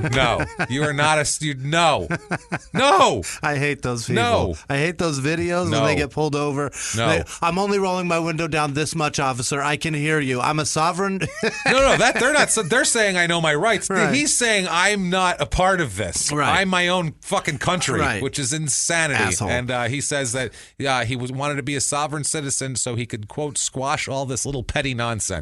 What does that mean? Like having a gun when you're on parole in another state, which you weren't even supposed to leave your first state to begin with. You have to get that stuff taken care of, by the way, if you want to be a sovereign, whatever the fuck. Well, if you want, you have to do that before you get the gun. You don't get to have the gun and then just say, no, you guys, I'll wash it I'm working on this shit. I know I have a warrant, but hey, it's cool. How dumb did he think these cops were? What a dipshit. He says that he's a natural-born citizen who still had his constitutional rights and shouldn't be subjected to statuses passed by, quote, self-serving people. He said that out loud. That's called a government and a country. Laws are passed by people and you follow them or else you end up in jail and you got covered in swastika tattoos. That's a much smarter thought than anybody that has an M16 tattooed on their head should be saying. 100%. He tells them about the Marine Corps, and like the bureaucracy. They're like, yeah, he sounds like a winner, this guy. It's getting better and better here. Police tow his van to a body shop to seal it for the evidence. Obviously, they want to check that. When they do search the van, they find an envelope containing 5 spent rifle shells. Who's saving their spent shells in an envelope, and more ammunition for a rifle. So obviously more firearms. They find those. So now they apply for a search warrant for his home for firearms and weapons. They're building it up and ammunition. They say they found ammunition for a rifle in his car, blah, blah, blah. Like he says, I can possess this. I'm sovereign, damn it. Also, an informant told the police about an incident which Daniel had shot through his coffee table inside of his own house. So they're like, okay, That's how they got the search warrant for the house. Was also too, he came from his house. They know to his job, so he had a gun in his house at some point. So they assume there might be more guns there. They interview him on January 5th. This is awesome here. You're goddamn right it is. He said he's been drinking with Johnson. Sweet Pete. He said, I seem like a good dude. Yeah. Which is weird. He said he offered the guy a ride home when the bartender threatened to call the cops. He relays that. All that is, that can't be disputed. That's all backed up by other people, corroborated. Right. He said once they were in the van, though, Johnson was just belligerent. Oh, he just went crazy. He wouldn't even tell him where he lived. He said, Really? I wouldn't tell me. Now, the town is 0.97 miles. It's a guy that can't talk. Listen here, asshole. I'm going to drop you off in the middle, and you're going to be pretty close to wherever it is. You threw him by the nape of his neck and his belt loops into the car, and you expect that guy to be able to talk to you? He wouldn't tell him where he lived in the town. Now, he could have just asked someone, hey, where's Kurt live? And they would have probably known. But instead, he just says, so Daniel driving. said, what was I supposed to do? He said, I went to my own house. He said, I left him in the van. He was passed out in the van by the time we got to my house, so I just went inside. He said, I mixed a vodka screwdriver. So he's in there going to have mixed drinks now. He's in there. I picture him with a little stirring it. Yes, that's very nice. Then he said, he left him passed out there. He said he came back later, and Johnson was in the van again. He's had a drink and went and checked on him, and he said he was conscious now, but he said he was still being obnoxious. He said he was still being a complete dick. He was awake, but he was just an asshole. So Daniel said, I'm getting rid of this fucking guy. So he said he took him, he got back in the car, and he went and dropped him off at the Fishbowl bar across the street from the Oasis. So he said, I took him right back to another bar. I took him from my house. I said, you can't go in the Oasis, but go in the Fishbowl and fucking hang out in there and see if someone will take care of you in there, because I'm not doing that. Daniel said, quote, I'm a nice guy. I thought I was going to do him a favor. He's just a nice guy, Jimmy. I mean, obviously. They asked him if things went bad with him, and he said no. He said, why would I want to kidnap some old guy? It just doesn't make sense. That's his thing. Well, who would want to do that? That's bizarre. Yeah, super bizarre. So he pointed out that the police said they talked to people at the Fishbowl, and they said no one in the bar said they saw Johnson that night. Nobody saw him at all. The only people that saw him were people that saw him in other bars. No one saw him at the Fishbowl. The last time anybody saw him was when your hand was around his neck, throwing him into a van. The last he was seen is where he soared through a van door like a dead animal. That's the last time they just saw his asshole and elbows as you tossed him into a shit minivan. And then drove away. Right. And he said, Daniel said about that, he said, I don't know what else. He said, who knows? He said, quote, what if someone else picked him up? He doesn't have any friends? What the hell do I know?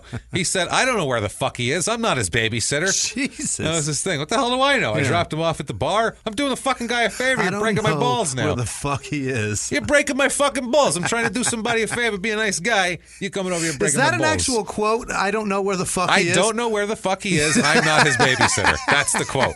That's the actual quote. Yes. You think I'm a nice guy. I'm a nice guy. I'll tell you when I'm kidding. That is not kidding at all. He said, I'm a nice guy. I don't know where the fuck he is. I'm not a babysitter. He said, I'm a nice guy. I was going to do him a favor. Why would I want to kidnap some old guy? It doesn't make sense. What if somebody else picked him up? He doesn't have any friends. I don't know where the fuck he is. I'm not his babysitter. Full range of emotions in a 2-minute thing. That's amazing. So they asked him about, he said he dropped him off. He went home and then tried to drive to a friend's house north of Cooperstown because it's 3 a.m. and you want to, he's been drinking screwdrivers in his living room. But the snow, there was some snow and he misjudged a turn and got stuck in a ditch, and that's when the cops saw him that night. So he tried to connect that to that. So they search his home. They find, on first search here, they find a canister containing gunpowder and marbles, and as well as a coil of a fuse. He's building bombs on an entertainment center of the home. So they're looking at that and they're like, okay, this is a little odd here. So they discover more stuff here. They discover a shell casing from something upstairs. They also find, and this is not great, they find a blood-stained couch cushion in a garbage bag in his laundry room. And he's missing a couch cushion on his couch. Okay. So this isn't like I found this outside or somebody threw it in my yard out of their truck or something. This is like, so they look at that. It's a smidge incriminating. It is. So you find that. They go back to get some questions. Yeah, they go back and get another warrant for a detailed search. Now, this isn't just for firearms and ammunition. Now we can tear the fucking walls down here if we have to, because now we're looking for evidence of Johnson. So now you're getting samples. Before they couldn't just swab and shit. They didn't have a warrant for that stuff. So what they do is there's in the basement, This is a rented home, by the way. He's renting a home, Daniel is here. Imagine being that landlord. That's what I mean. They find in the basement, they find a mud smear on a wall. Okay. Just a little mud smear near a small hatch door that seals off a crawl space. Okay. And also they find in the basement, they find a pair of muddy boots and mud-stained coveralls down there. So they're like, weird. Where did these come from? Right. How did this mud get all over this shit? The sheriff said, quote, there's nowhere to get mud in here in the middle of winter. Right. He's saying it's the only all way snow. to get it is downstairs. We're in the crawl space. There's 4 feet of snow on the ground, and it's frozen underneath. Right. So where the hell are you getting mud from? So they found, so with this mud, they said, let's check that crawl space. That crawl space seems interesting. That seems super suspicious there. And they find an area in the space with what they call recently disturbed earth, which is obvious signs where it's not just settled and flat. Cat scratches or something. Yep. So they use a probe and they get in there. What they find, 18 inches deep, is a head. Good Christ. Just the head. Sweet Pete. Not the rest of the body. Just a head? Just a fucking head. Okay. They find a head wrapped in multiple plastic bags with a shitload of fabric softener sheets in there. Really? I guess for smell. Yeah. Fabric softener sheets. He's a pot smoker. Yes. I wrote a film once where guys had a body in the trunk and they didn't know what to do, so they bought a bunch of little tree air fresheners. They bought like 100 of them and put them in the back. They were like, I don't know. That should do it. That should do it, yeah. All right, good enough. They walked away. So he put some Downy in there or some and bounce. Multiple plastic bags. Yeah, he had a bunch of bounce sheets in there. He said, my clothes are never going to be softer and fluffier. This guy's hair is going to be super fluffy. It's going to be amazing. Poor man. Right. So anyway, this poor guy's head, they don't know who it is. They just find a head in the basement. That's right away bad news. Now we got a problem. When you're finding just a head somewhere, there's an issue. A, this guy just took a head and buried it. And B, where the fuck's the rest of this guy is another issue that they have here. They also find a couple other interesting things. They find a bullet casing, several items with Johnson's DNA on them. Yeah. A bullet casing with a speck of his blood on it. Uh-oh. These are all and a head. Yeah. So when you add that up, it's a pretty strong case, I would say. He's charged. Somebody's dead. They charge him with murder, obviously, here. Now, the sheriff, who knew Johnson well, said he was barely able to make a positive identification. But they used DNA and dental records to confirm, though. Okay. They found fragments of a 9mm slug in his head. I guess that's one good way to be identified when you're dead is just put a fucking M16 tattoo on the side of your face. Everyone knows it's you. That's the guy. You're set, yeah. Right. Unfortunately for Kurt, he didn't have any of those, so they had to do that. This is awful, this poor guy. Yeah, he minded his own business, this poor bastard. Drinking. In the skull, they found there was one gunshot wound in the forehead of the head. They found a 9mm slug, fragments of it that they believed to be from the gun recovered from the Glock 9mm that Daniel had. So we're getting DNA, ballistics. Now we've got a murder weapon. Obvious common sense and a fucking head in your basement. Right. You're pretty shit out of luck at this point here. Yeah. So, first of all, I think his security deposit's voided at this point. I think we can at least say that much. Sure. The landlord's pissed. Right. You're not selling that couch at a yard sale either. No. They determined no, definitely not. They determined that it was a close range shot in the forehead from a 9mm that killed him. They found the 9mm casing with blood spots on it in Daniel's bedroom. Also, so it's not even down by the head there. When they did the DNA testing, they couldn't get to exactly Johnson, but they said it could only have come from his gene pool. His father, his grandfather, or him. The only people who could have done it. And since the rest of them were dead, they figured it was probably Kurt. Pretty good guess. Pretty good, sure. Right. Pretty good guess on that. So now they have to find. They're looking for the body now. Yeah. Like, where the hell is this goddamn? We need a body. Where's the rest? How horrible is that he? I just can't ever get beyond that. The decapitation of a body is fucking nuts to me. I don't know what kind of. I look at it two ways. One way, you look at like someone who's like in a rage with a saw, just like, or you look at someone just cold and calculating, like they just measured some wood to build a shed outside, and they just took their circular saw and calmly zipped it off. I don't know which is which. I don't know which is worse. I don't know which is worse. The guy that's casually zipping it off is fucking... That's worse. That guy's scary. That's worse. That guy's dangerous. The guy who goes crazy, I feel like we can medicate him at least, and he won't go crazy.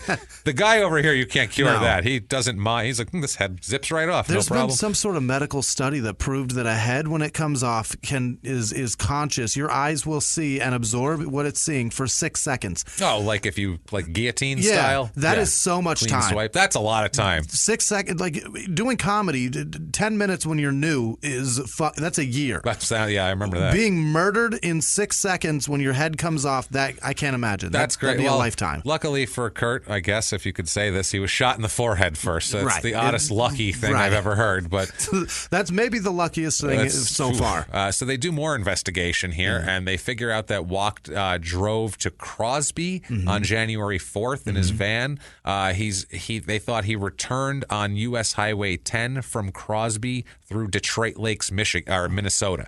Okay. The area, and then back to Fargo, and then up to Cooperstown. Okay. So they're looking at... That's a long, long trip. Yes, and they're looking at anywhere along that route, there's probably a body. A headless is the way body. they're looking at it. Yeah, just a headless body. He says, it's so funny, too. Maybe he's like a professional killer, kind of like the Russian guy on The Wire when they said, is this body from you? And he said, does he have a head? Does he have hands? If so, then it's not us. So there you go. I think that's him. Does he have a head? Does he have hands? So anyway... he said that he had made a social visit to Crosby, and so they said they knew he was somewhat familiar with the area. Yeah. The police said while they're looking that people should be on the lookout for black or dark metallic gray plastic trash bags that may be strewn about. Covered with snow or anything like that. Anywhere between Crosby, Minnesota, and Cooperstown. Jesus. And Crosby is 140 miles southeast of Fargo. Sweet fuck. So that's another hour and a half to Cooperstown. So anywhere in this vast expanse of nothingness in the middle of the winter, there could be a body out there. Not just a body, a father of 3 adult children is out there somewhere. This is fucking horrific. Yeah, Sweet Pete. It's crazy. The sheriff said, quote, "We're not looking for big fluffy garbage bags sitting on top of the snow. Right. The bags that have been placed the first few days of the year and have been covered more with snow since, and possibly uncovered by animals." So they're like, who knows what you're looking for? We may be waiting until fucking July to find this guy. This is horrific. He says, quote, "We need to find this body, number one, for his family, to give them some closure. This is just a looming question for everybody. We need to put that to bed." So they're still looking for the body when they go to pretrial. Still haven't found the body. Just ahead. Town is going batshit, as you might imagine. A local person, not even like a drifter, like a regular born and bred guy that everybody knows, and it's the first murder in 80 years, and it's the middle of nowhere. So this is the town, man. This is the talk of the town. Daniel moves to suppress the search of his van and home. Saying the warrants were not based on probable cause. They tried to say that the informant information that they got out of it, saying that he had a gun that he shot through his coffee table. Yeah. They said that since that was in the affidavit, he said, well, he heard that secondhand. So the informant who said that heard that secondhand and didn't know it for a fact. Yeah. So that was not an okay probable cause to put on the affidavit for a search warrant. Was it a fact? Well, luckily there was a bunch of other shit too, so it didn't really matter. The fact that they knew he came from his house to his job with a gun on him made it moot anyway. That was just padding it. Maybe they shouldn't have put it in there, but whatever. It's always fascinating to me the mindset of somebody that does something horrific. Like he wants to get the evidence of a head being in his fucking crawl space thrown out of a trial. Get that thrown out. You've got a fucking head, bro. Oh, not to mention blood and DNA. Yeah, but you guys didn't go the right way to find that head. Who gives a shit? No, there's a head, and he brings it up a lot. Let's see here. And I want anybody to have a fair trial too, but for Christ's sake, you've got a head. Once you have a head, not only just a head. It's not like somebody dropped the head off either. There's a whole bunch of other shit that goes with it. It's not like I've never met this guy. No one's ever seen us together. There's no DNA, but there was a head down there. Someone must have broken and buried it. Happens to be his. No, there is. This is deep. This is too much. You are neck deep in this shit without a head. You motherfucker. Yeah. So there's also a statement that an informant said that Daniel told this informant that he dropped Johnson off at the fishbowl, and that he said, quote, "No one saw me do it," and Daniel's trying to say this is false. Now, the district court, what they did is they struck the statements from the affidavit and said there was still probable cause anyway, so tough shit. Yeah. They said, even without that, it's still enough. Sorry. We're still good. Yes. The state files notice to introduce pieces of evidence, as well as starting with his comments, Daniel's comments about him wanting to start a gang and blow something up or kill somebody to show everyone that he's here. We've seen you. You have a tattoo on your fucking head. This one's really good here. The phone records show that Daniel signed up for an account under the name Rudolph Hess. For what? A phone account. Really? The phone company. He signed up for the phone company under Rudolf Hess, who's a big Nazi. Yeah. That's a giant, What is he doing? He's picking Nazi party. I'm surprised it wasn't Himmler, like we said. So... so they do all that. Is his TV under David Duke? What the fuck is he doing? Jesus Christ. So they also talk about the unsuccessful search for the body. Yeah. They never got Johnson's cell phone either. They never found that. But they did. The phone company said that it was powered down at 12:01 a.m. on New Year's Day. Okay. So midnight, and he was like, I better turn his phone off. I don't know if his alarm went off or something. He was like, oh, shit. They also introduced statements that Daniel told another informant that he had an idea of shooting a police officer during a traffic stop. Jesus. There was there was records of he had repairs and maintenance done on his Glock and about a month before this all happened on his gun. So they were saying that he was obviously wanting to keep his handgun in working condition. Yeah. So that shows that he didn't have a handgun thrown in a closet somewhere and whatever. Now there was some evidence of him holding a gun to someone's head at one point. What? And also his criminal record, which is all that's not allowed. Mm-hmm. They allow the discussion about shooting the police officer, but not the holding a gun to someone's head or his criminal record. Only if he testifies does his record come into play at that point. They do agree that the evidence of the warrant for which he was arrested was admissible stuff there for the California thing. Griggs County State's attorney Marina Spar, she had her opening statement, and she said that she basically laid out the. They found a head. Right. They last seen with this guy. Right. Head, DNA, blood. Right. Guys, have a good one. I was probably like 5 minutes, and then she just says, "I'm gonna go get a fucking sandwich. I'll be back. You guys know what to do here. Like, give me a goddamn break here." Now, Daniel's defense attorney, Stephen Mottinger, told the jurors that the evidence, including the severed head in the crawl space, isn't as clear cut as prosecutors would have them believe. No, it was a jagged cut in that head. Is that what he's telling us? Listen, guys, he said, quote, their evidence will show that there are other possibilities, unlimited possibilities, I propose. He didn't say that, but he did say there are other possibilities that someone else could have been involved. Somebody lost a head. There's so many other possibilities. Yeah, I suppose there are. Oh my God. But how many of them are logical? That's the thing. Jesus. At the trial, the jurors hear the 77-minute police interview, so they get to hear him talk and say, "What am I, his fucking babysitter?" All that shit. They hear that he's the last person seen with Johnson. There's DNA evidence that could only be Johnson. There's a 9mm casing that was fired from Walk's gun, and there's a 9mm bullet in this guy's head and there's blood on the casing of this guy who got shot. So the cushion found matches Daniel's sofa and Johnson's blood all over it. A boot, a pair of gloves, a sponge in a garbage bag in the laundry room, and a belt that they thought was Kurt Johnson's. Jesus. This is all evidence they have. And there's DNA all over boots and gloves and blood all over the sponge. That poor defense attorney's got to look at all that shit and be like, you've got to look at that fuck with that tattoo and go, that tattoo is your best decision. How the fuck did you do this? How did you get to this point? How is it you've come to arrive here, to use a crime and sports thing? What the fuck is wrong with you? And this is you've made my job so fucking hard, man. How are we supposed to try to get you any sort of fair trial? And I said that in a past show that I don't like lawyers because because they're so slimy. And like this guy, I feel so fucking bad for this guy. Well, that's the thing. You have to defend people. Right. And it's not necessarily that you're defending people. You're just trying to get them a fair trial because you believe in the Constitution. Whatever. You're doing your goddamn job at some point. I mean, maybe that's why you started, but at some point it's like, it's my job to fucking defend these people. And at some point you've got to look at yourself and go, I went to law school, you fucking jerk. I've put my life... Yeah. I went through so much fucking hard work to try to get you a fair trial, and you're fucking me with all this evidence. You're fucking me. What are you doing? A head, really? Yeah, I get the rest of it. Head? I can deal with a fucking bloody cushion. Okay, we can work on that. OJ got all. We can work on blood stain. A head, I can't do. Head. I can't do. If they found Nicole's head in OJ's crawl space, we got a problem. He'd have been in prison for that. Sorry. Nothing would have got him off if they found a head. If they took a head out, plunked it on the counter, and said, we found that in his house, they go, all right, well, that's... You know how many student loans I have, you fucking Jesus asshole? Christ. Yeah, you know how much money I owe? Good God, here.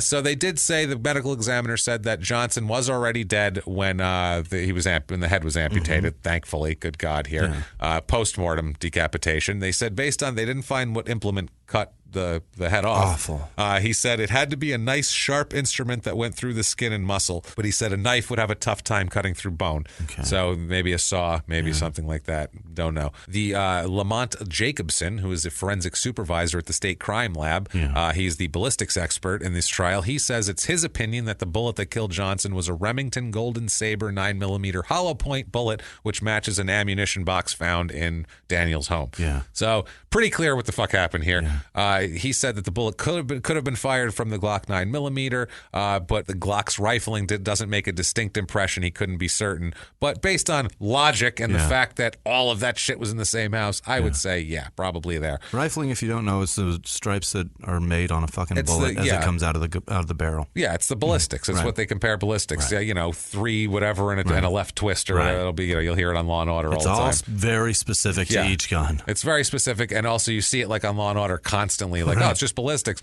Most of the time, bullets are fucked up and can't be compared. Right. So that's most of the time. It's like it's splintered, like here. Right. They flatten, they break, they hit so much energy. Hit a wall. It's a lot of energy. So they don't get that a lot. It hits bone and it nicks the bullets. Everything like that. So the defense challenged the validity of the ballistics test. They tried to make a big deal of how many rounds were test fired, saying you only test fired 3 rounds. And then the ballistics person said that Jacobson said that a researcher who studied more than 500 Glocks was able to match each gun to the cartridge and case as it's fired. Like, you know what you're doing if you're an expert in this, and you can do it. Right. Somebody that's seen it enough. 3's all I need. Their big piece of evidence, the defense, was that they found a shovel later on, wedged under something that the police didn't find it, the family didn't find it at first. Kurt Johnson's family found it when they were, the guy who rented Daniel's house to him found it when he was cleaning shit out. The landlord found it, and it was a shovel with mud and shit on it, but it didn't match the mud downstairs, or it didn't have any DNA on it at all. So they were like, there was a shovel there that didn't have any DNA on it. That means he's innocent, right? No, that means there's a fucking head in your basement, sir, mister. There's a head in your basement.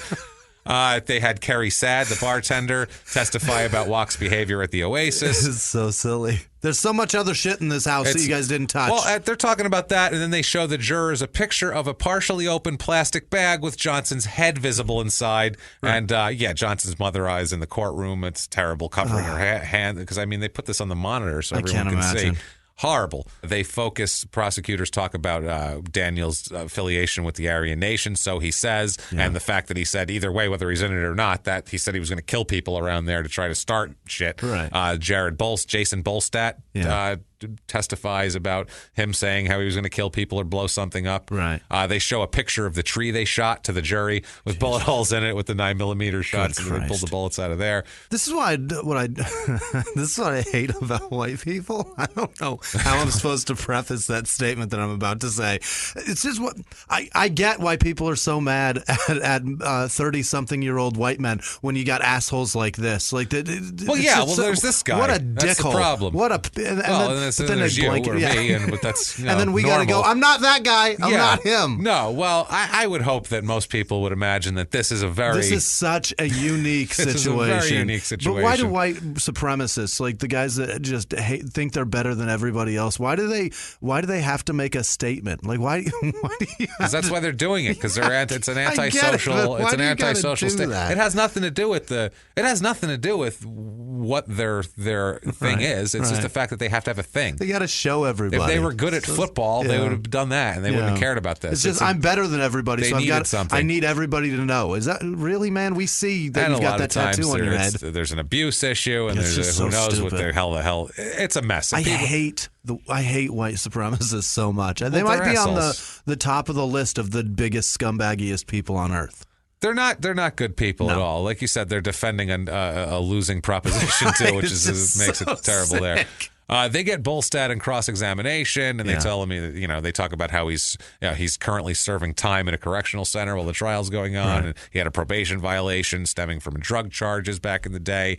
The cross-examination here goes on, and they basically, the defense tries to say that Bolstad didn't come forward with this information until he knew he was going back to prison on another thing. Okay. Which, that's what you do. Right. You're not going to get involved with some crazy white supremacist guy who's first time you met him flashing guns and asking you to join gangs and shit like that, unless it's to get yourself out of prison. For sure. So they asked him, are you making any of this up to help yourself out on the stand? And he, of course, said no. No. But I'm definitely trying to help myself out. I would say. Mottinger, Daniel's attorney, he attacked Bolstad's credibility, questioned whether investigators about their handling of evidence, too. They said they actually tried to say, like, you didn't have gloves on enough. Including, this is part of his argument here, he's questioning these investigators about their handling of evidence, including how often they changed their gloves and whether they could have spread biological evidence from one piece of evidence to another, including a 9mm shell casing found in Daniel's bedroom that prosecutors say had Johnson's blood on it. They found a fucking head. They found a fucking head. They found a head. James, let me ask you, though. It doesn't matter. None of that matters. But I'm not very medical. I'm not well versed. If I take my gloves off, can that make that head then be my head? Is that how it works? If you don't change your gloves enough, you can spread biological evidence from nothing into a head. That's how it works. If you don't change your gloves enough and there's some DNA, it'll turn into a head. Does that make my DNA into that head? The weirdest thing. No, it's somebody else's head. That's how it works. And then you'll be accused of killing them. It's really weird. So that's the thing, too, is the head, it's odd how it's under... There's a fucking head! There's a fucking head. DNA doesn't matter. Head. Just walking with a head under your arm. You guys didn't change the gloves. But there's a fucking head. If you find a head, anytime there's a head found, that's probably you. Let's just say here. Fucking bananas. And the fact that the muddy shit had his DNA all over it, Daniel's DNA. So he buried the fucking head. It was a goddamn Jesus. So Mottinger, this defense attorney, in his closing argument said there's no eyewitnesses, no way to prove his client pulled the trigger. He also asked the jury why Daniel would, quote, kill a white man for recognition from a white supremacist album. Because there's nobody the fuck else around. He had to go hunt black people in that town. There's like 7 of them. 98% white. And they're hiding because they know this guy's in town, for Christ's sake. They saw the machine gun and headed for the hills. This Mottinger had the balls to say, quote, hint, guess, and suspicion are not and can never be enough. How about a fucking head? How about is that enough? You can't get any more physical. They say that there's no physical evidence. It's a head. That's so physical. Buried in pick his it up. crawl space. You can pinch its ears. You can give it a haircut. How tangible is that? Give it a fucking noogie. Good fucking Jesus Christ. Give it a wet willy. Yeah, there you go. Holy Jesus Christ. This is bananas. Like, you don't, and it's not just like somebody hid it in his house. Nobody's going to go in your house, go into your basement, go into your crawl space, and bury a fucking head. And then put your DNA on a bunch of shit and put everything in there. That's not how frames work. No, it's how, and nothing, he didn't say like, I came in, my house was ransacked and there was a head down there. Nothing, everything, they didn't steal anything, just planted a head on me. And they left their coveralls and the muddy boots. Oh, but somehow put my DNA inside of those things. So, it's very odd. They had a salt shaker with my DNA in it. Yeah, you know how it works. So the prosecutor in the closing argument, got up in front of the jury and just said, "Are you fucking kidding me? You got a fucking head in this goddamn house. No, this is bullshit. Are you kidding?" They just said, "Seriously?" No, she actually said, quote, "You don't have to see Daniel pull the trigger to know that he did. Because there's a fucking head in his goddamn basement." They didn't so much as put a couple of his hairs inside a book and put it on the bookcase. No. They put his fucking head in the crawl space. It's his head. It's not a little drop of blood. This is ridiculous. It's a whole head. A whole head, too. Not even just a nose or a couple of teeth or an ear. It's a whole head. So, she also goes down the long list of DNA and just the mountain of just impenetrable physical evidence. Unanswerable questions. This is a nuclear missile well of evidence here. So April 2012. A friend of mine likes to say the evidence has to be definitive, not overwhelming. This shit ain't overwhelming. This is incredibly definitive. This is just you don't even need it. He should have pled guilty. Is what this is. Right. This is save your own life. What are you doing, you moron? Here. Well, North Dakota does not have the death penalty. Oh, that's nice. If it did, he probably would have pled guilty. At least try to plead guilty and plead down from fucking life forever. But April 12th, 2012 is verdict time. Jury did not have a hard time with this one. Sure. They all came back and they were like, yeah, guilty. Yeah. The day they did it to would have been Kurt's 56th birthday. Oh, so guilty on the dude's birthday. So that's something anyway. So July 8th, 2011, they finally call off the search for the body. Okay. It's been 6 months. I mean, he's dead. The animal, even if it's out there, it's now summer. Animals have taken it. You're never going to find this fucking guy. So they had low-flying planes. They've been searching the area since New Year's Eve. The sheriff said, quote, we've covered it. I feel we've covered it to the nth degree. Yeah. And I agree. They really did. Johnson's family even said they'd given up. They'd given up on waiting for his body to be located, and they just had a memorial service for him on, in July there.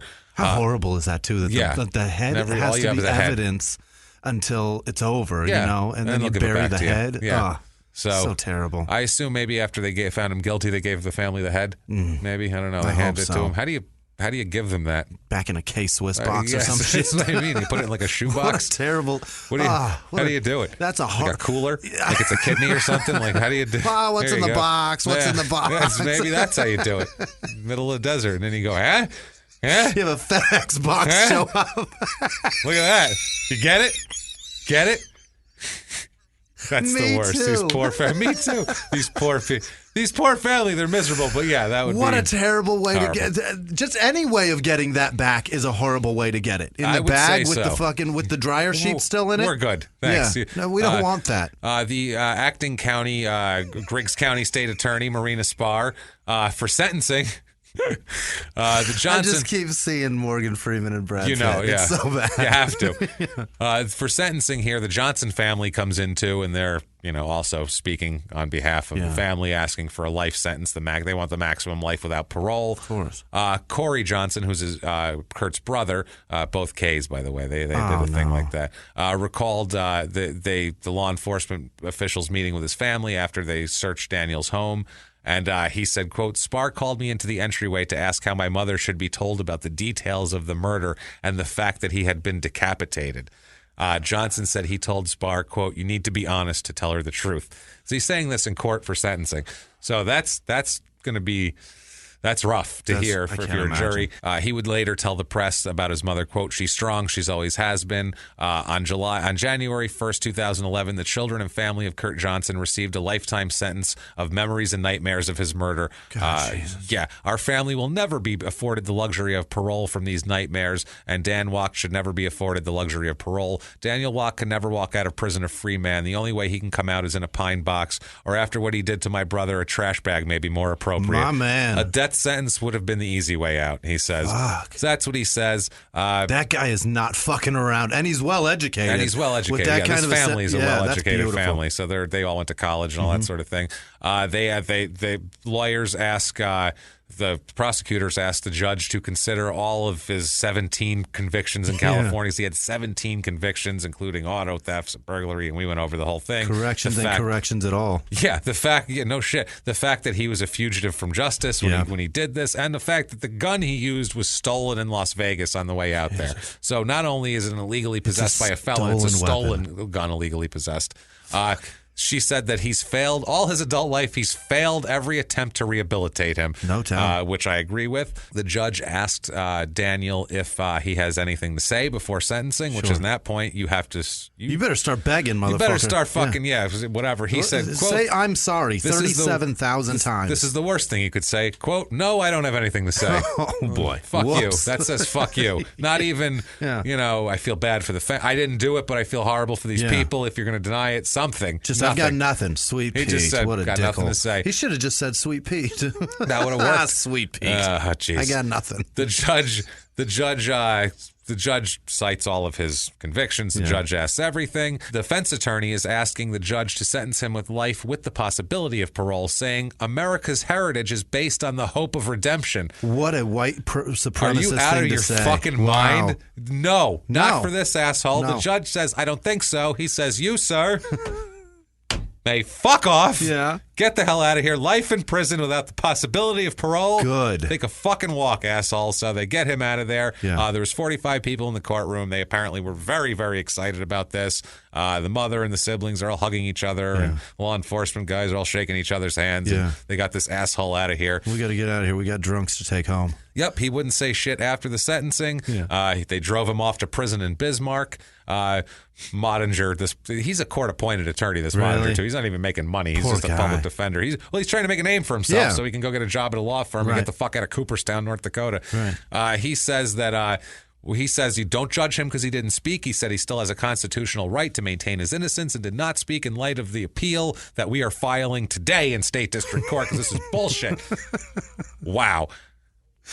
Oh, that poor guy. He's saying everything right. It's just, dude, the fucking mountain you have to climb to help that guy at all is insanity. It's ridiculous. So you're better off with, you're going to need a Sherpa to climb that mountain. You're going to need a couple of them, actually. You can't just pick that up by the neck and the waist and toss it into a van. It's not going to work. The press got a hold. They found Nico. The guy that he called and said was the leader of the whatever, they found him. It's one of his friends. It's Nicholas Schwartz is his name, Schwarz. Is that Schwartz, a Jewish Schwartz? No. Okay, I want it to be Jewish Schwartz and be a white supremacist. No. He says that this is someone that they met in prison, and this they consider themselves brothers, and so they asked this Nico guy they said, what do you think about it? And he just said, this is great. It's an unfair verdict. He didn't do it, and then he swore and hung up the phone, is what they said. Unfair verdict. He didn't do it. Fuck you, and hangs up. So interesting as shit there. I love that. Christ. That's awesome right there. The residents of the town are still shook about it today because it's 80 years. They're not, they know everybody knew Johnson too, so it was really hard. Some people say they still don't think that Walk did it. They said they met him while he was in town, and they didn't figure him as someone who was capable of such a brutal murder, and they still don't think he did it with a fucking head and DNA. What do they think? One woman said there's a lot more to it, but she said she would not. She doesn't want her name published for fear of retaliation. What?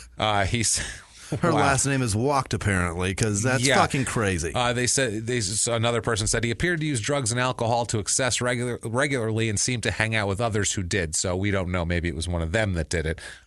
Wait. Yeah. Johnson appeared to drink, and is that what he's saying? They said no. Walked did. Walked did all that, and he hung out with other people. Maybe his unsavory friends would have done that. Yeah, he could have gone out for a ride to go see his friend in Cooperstown, north of Cooperstown, and then somebody else was burying a head in his house. Hey, I know where we'll bury the head. And the guy with the machine gun on his ears. Machine gun head he's out of town. He'll be fine with it, I'm sure. He won't be mad at all. And it's okay to piss him off. He's not armed and dangerous and on parole or anything, covered in swastika tattoos. In possession of a stolen weapon. Yeah, no shit.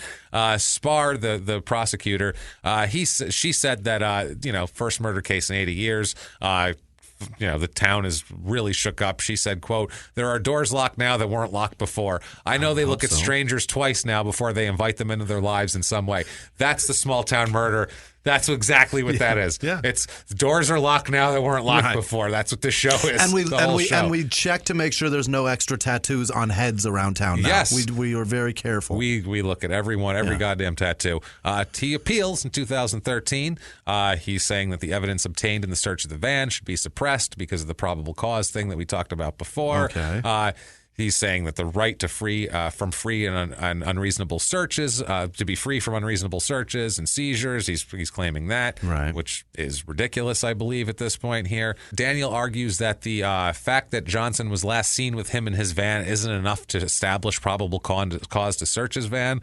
Seems like enough to me. I would want to check it. But the court says actually that's only one layer in the 25 other goddamn things that happened there. There's only one dryer sheet in this box. Yeah, exactly.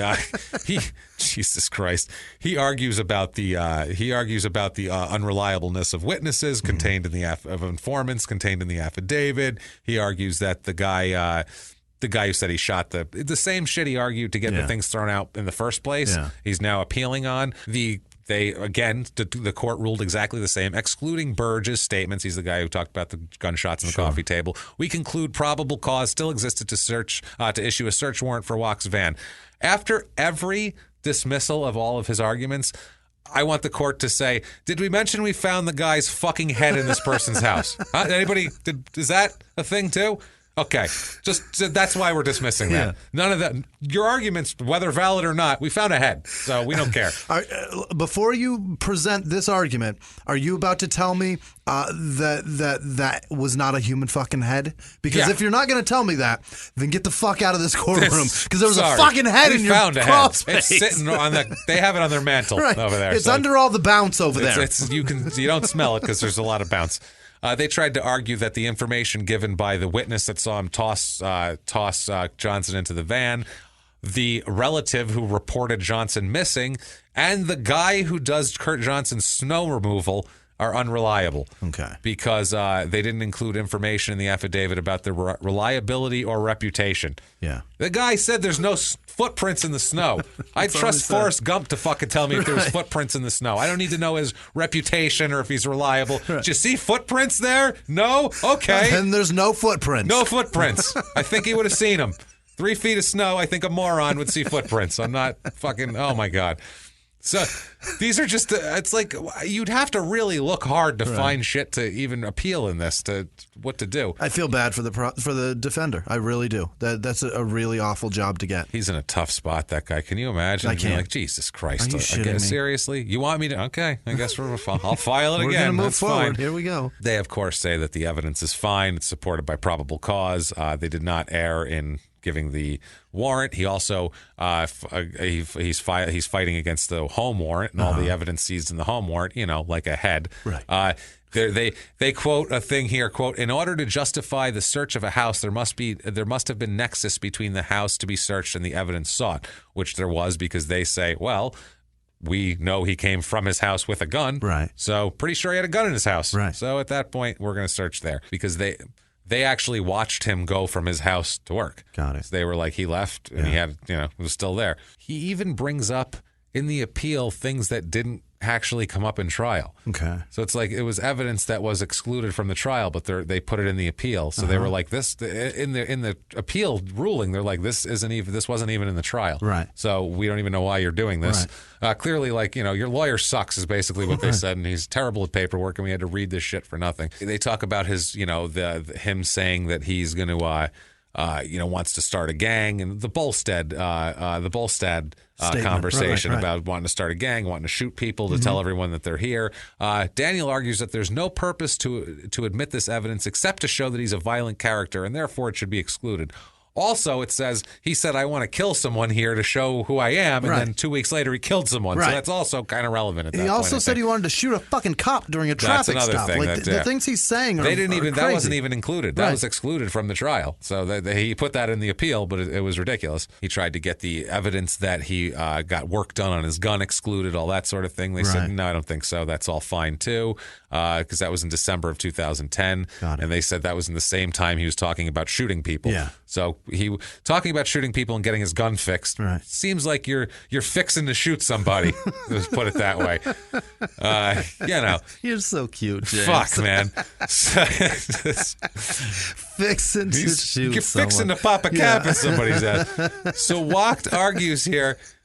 This is the worst one. Yeah. He argues that there's insufficient evidence to convict him of the murder of Kurt Johnson. It says, quote, this court will reverse a criminal conviction only if, after viewing the evidence and all reasonable evidentiary inferences in the light most favorable to the verdict, no rational fact finder could have found the defendant guilty beyond a reasonable doubt. So that's how you'd have to That's your ground for an appeal here. You need that. Right. Does it sound like he's going to get to that with a head under his? No, doesn't think so. No. They said the evidence the court actually their answer to this was, quote, the evidence of Locke's guilt was overwhelming. That's good. it. There you go. That's their statement to that. They don't even care. They said there was definitely sufficient evidence for the jury to convict him. There's a juror problem too, a juror challenge, and this is one of those small town things here. Yeah. And it's so small, if you put it in another area, it's going to be so far away that no one can get to it. It's so weird when you're in these rural areas like this. One of the jurors was challenged for cause at trial, ended up serving on the jury because one of his siblings was murdered. He was back years ago. Yeah. He was also distantly related to Kurt Johnson through marriage, but never met him and didn't know him personally. But he knew, once it all came out, he knew of him, that he was distantly related to him by marriage. Okay. He says that he didn't hold any bias or implied anything against Daniel. He said he didn't know Kurt Johnson, and he feels like he can be fair. Sure. Yeah. And also, you had a fucking head in your basement. That's the other thing. So it really doesn't matter. Trials like these, like if I were a judge or something, or even participating in this trial everything at all, you argue, you'd go, you know about the head, right? Right. I'd to hold a picture. I'd have it sitting on my desk the whole time, and I just pat him on top of the head every time they said something. Really? I'd be afraid to participate in any of this and accidentally say something like, have you lost your head or some shit like that? Use his molars to crush walnuts. Be like, what was that now? Nut? Nut? Can I get you one? Fuck, man. I swear to God. Crunch. You know there's a head here, right? This isn't... This is a head. Open beer bottles with the mouth during the trial. Oh, my God. Yeah. Sure. See what I got here? It's a head. Just in case you want to come take a peek closer. Take a picture if you want. I don't know. Holy Christ. Final judgment here is they affirm the criminal judgment finding Daniel Evan Walk guilty of murder. 2014 applies for post-conviction relief in the North Dakota State Supreme Court. Again, the witness, the juror with the distantly related to Johnson, claims that they failed to... He claims that his attorney failed to object to the admission of a pair of latex gloves at trial. So because of that, he's has ineffective assistance of counsel. That guy tried his best.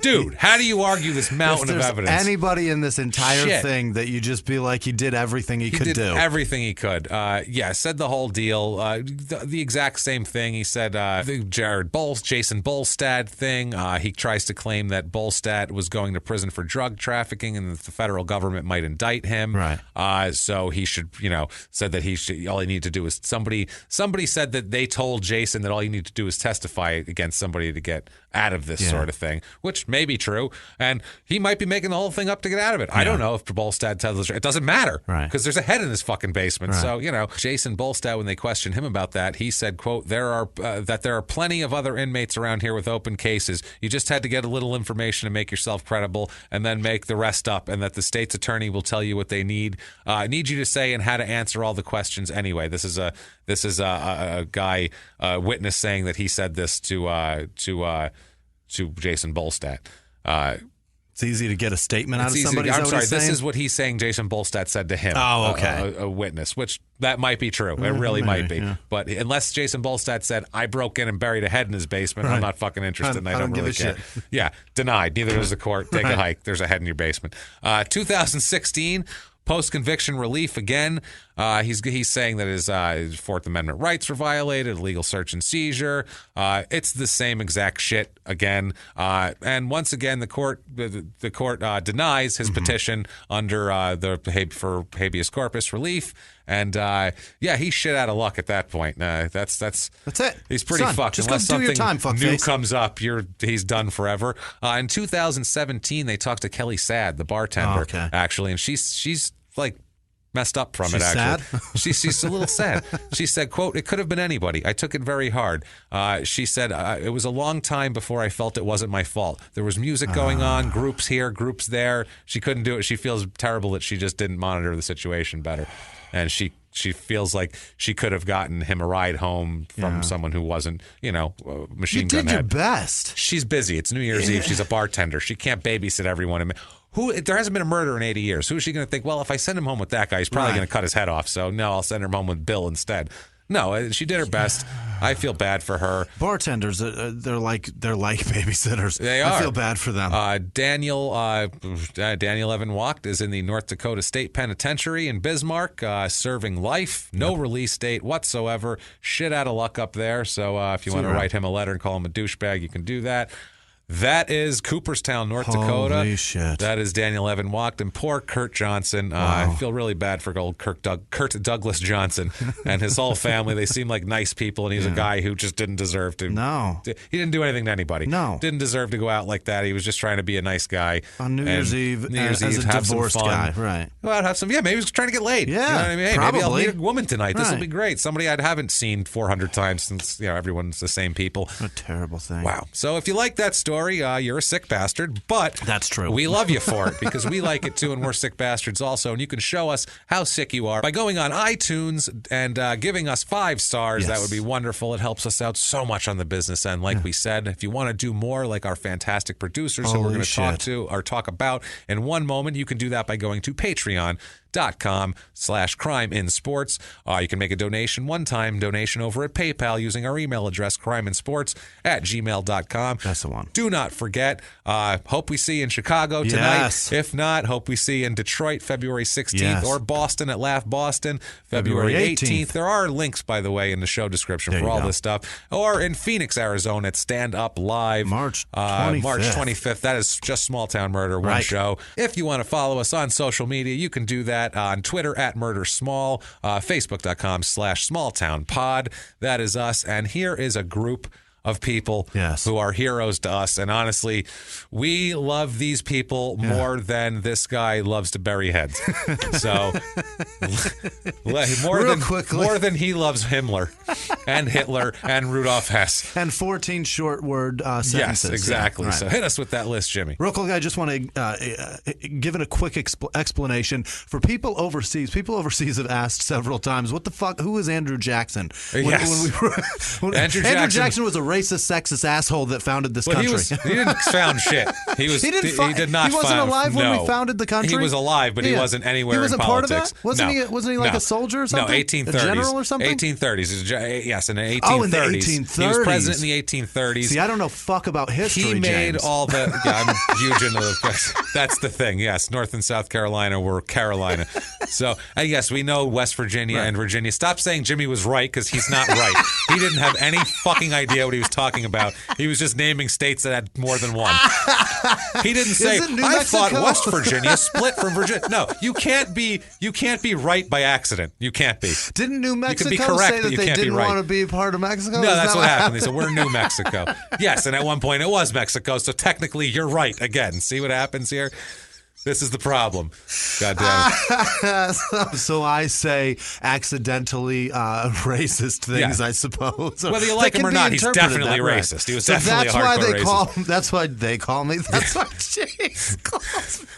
My moment's the Andrew Jackson moment of the show. Yes, and this week, there wasn't one because this guy was super Andrew Jackson. Yeah, he was Andrew Jackson just himself. as Andrew Jackson as it gets. The other thing is that we had one of our listeners pass away in England. Hannah was suffering from vasculitis. So if you want to donate to a vasculitis cause, please do that. And if you know who we're talking about, don't bother with the family. They're having a tough time right now. It's not the easiest thing. It's a tough thing, and but we were going to miss Hannah a lot. So kind of bummed about it. Yeah, definitely. Anyhow, I'll try to get beyond that. Our executive producers again this week were Jess and Chrissy. Chrissy Ankestaldi and Jess Landgren are fantastic ladies. Thank you both for supporting and continue supporting us every goddamn week. It's incredible. And then there we had Elena Frederick, I believe is how you pronounce her name. There are so many E's in her name. There's 2 in her first name, and then there's 3 in her last name. There's a third one at the end of Frederick. It's ridiculous. Oh, wow. Rachel Howard, Lena or Lina Ramirez. I don't want to pronounce that wrong. Lino Lakes, Lena, you're going to get tweets for the next 6 months. I have no idea. Robert Combs, Tina Herinen. They were. As I was writing this list, I was like, "These are so easy this week." I'm going to kill it this week. I'm four names in, and I'm already fucking crushing it this week. Otilia Abraham, Lisa Harbin, Tyler Shaw, Dirk Haley or Halley. I don't. I think I've done that before on Hallie. It may be Haley. I think that goes from person to person. It sure does. Just like every name. Yeah. It's ridiculous. Yeah, just like you can call your town Iowa and it's spelled like Iowa. Yeah, exactly. No last name, just Chris. Spazzy Moonchild, Maddie Finley, Mike Kennedy. Mike Kennedy is terrific, by the way. Thank you. The guy donates every week. He changes it up. We really appreciate that Lindsay so much. Ray, Kelsey Hebert, Jamie Harder, Jonathan Hool. That guy also, too. He's amazing. He's donated so many different ways, and I can't thank you. I can't thank you enough, Jonathan. Thank you. That's so awesome. Thank you, Adam man. Hansen, Joe Fichot, and Carrie up in Portland. They're unbelievable. They send me so many emails, or not emails, snaps, and of their dogs. They're terrific. By the way, young ladies. real quick, shout out to people. If any of you are in Seattle, we're trying to get to we're trying to do a live show in Seattle. That's the next one we want to do. Next one we want to book, and we've contacted several of your venues and clubs. Nobody will fucking return shit. Nothing. I don't know. They don't want to sell out. Maybe it's you guys. I don't understand what it is. Maybe you guys have to do it. But maybe you guys have to hit them up because we don't have an agent and we don't have managers and we don't have that shit. We do it on our own. We're fucking comedians and we do this shit on our own and we try to, keep it in house. And so Katie Heisel's up there too, the girl that makes our map every week. Yeah, we don't have anybody to represent us. And a lot of these companies, a lot of these places, even if you can fucking sell out, which we can sell Small Town Murder out pretty much anywhere in the country, I think at this point, they still won't give you the time of goddamn day because the comedy business is fucking disgusting. And there's why we don't have a manager they can then jerk off the next week. That's why. Right. So cut out that middleman, please, and contact your clubs in Seattle and tell them, hey, guess what? Or we Portland, need Small Town Murder. Portland, just the Pacific Northwest. Portland too, but Seattle because I'm pissed off at them right now because they think they're fucking hot shit and they can't return a fucking call for. You know what? Then we won't sell out your building. I'll put 300 fucking chairs in a field somewhere and we'll go sit there and we won't charge anybody anything. You can fuck yourselves. How's that? So contact you, Joe. your clubs. Thank you. James Cook, Dita Vasquez, Tiffany Daniels, Kenneth R. Garrity. I think I want that to be Pat Garrity's cousin or some shit. I don't know. I see Garrity, and it's probably spelled differently, but just a cool name. Yeah. Angel Cantwell, George Salam. Sorry, George. Your last name is fucking brutal. Salome? Craig Butel. See, now I get two in a row that I can't fucking do. Wait a sec. What's that name? Saloom. Saloum. Oh, Butel. Craig L. Butel. B-E-U-T-L. T-E-L. Yeah, that's Butel, right? I know that guy. Do you really? Thanks, Craig. I know Craig. Thanks, man. Craig Appreciate Butel. it, brother. Thanks, Craig. Thank you. And did I get it right? Was it Butel? It's Butel, actually, but that's fine. Well, you're People welcome, mispronounce Butel. it. He's from Iowa. He wouldn't care. All right. He's very mild. Cassidy Marsh, Ingrid Stalk in Norway with their North Korea bucks yet again. Every fucking week. Thank you, That was so Ingrid. cool. Stephanie Walters Henriksen. There's no D. It's just Henriksen. Oh, okay. I think that was right. Fair Did I enough. write that right? I hope so. Fuck, Henriksen.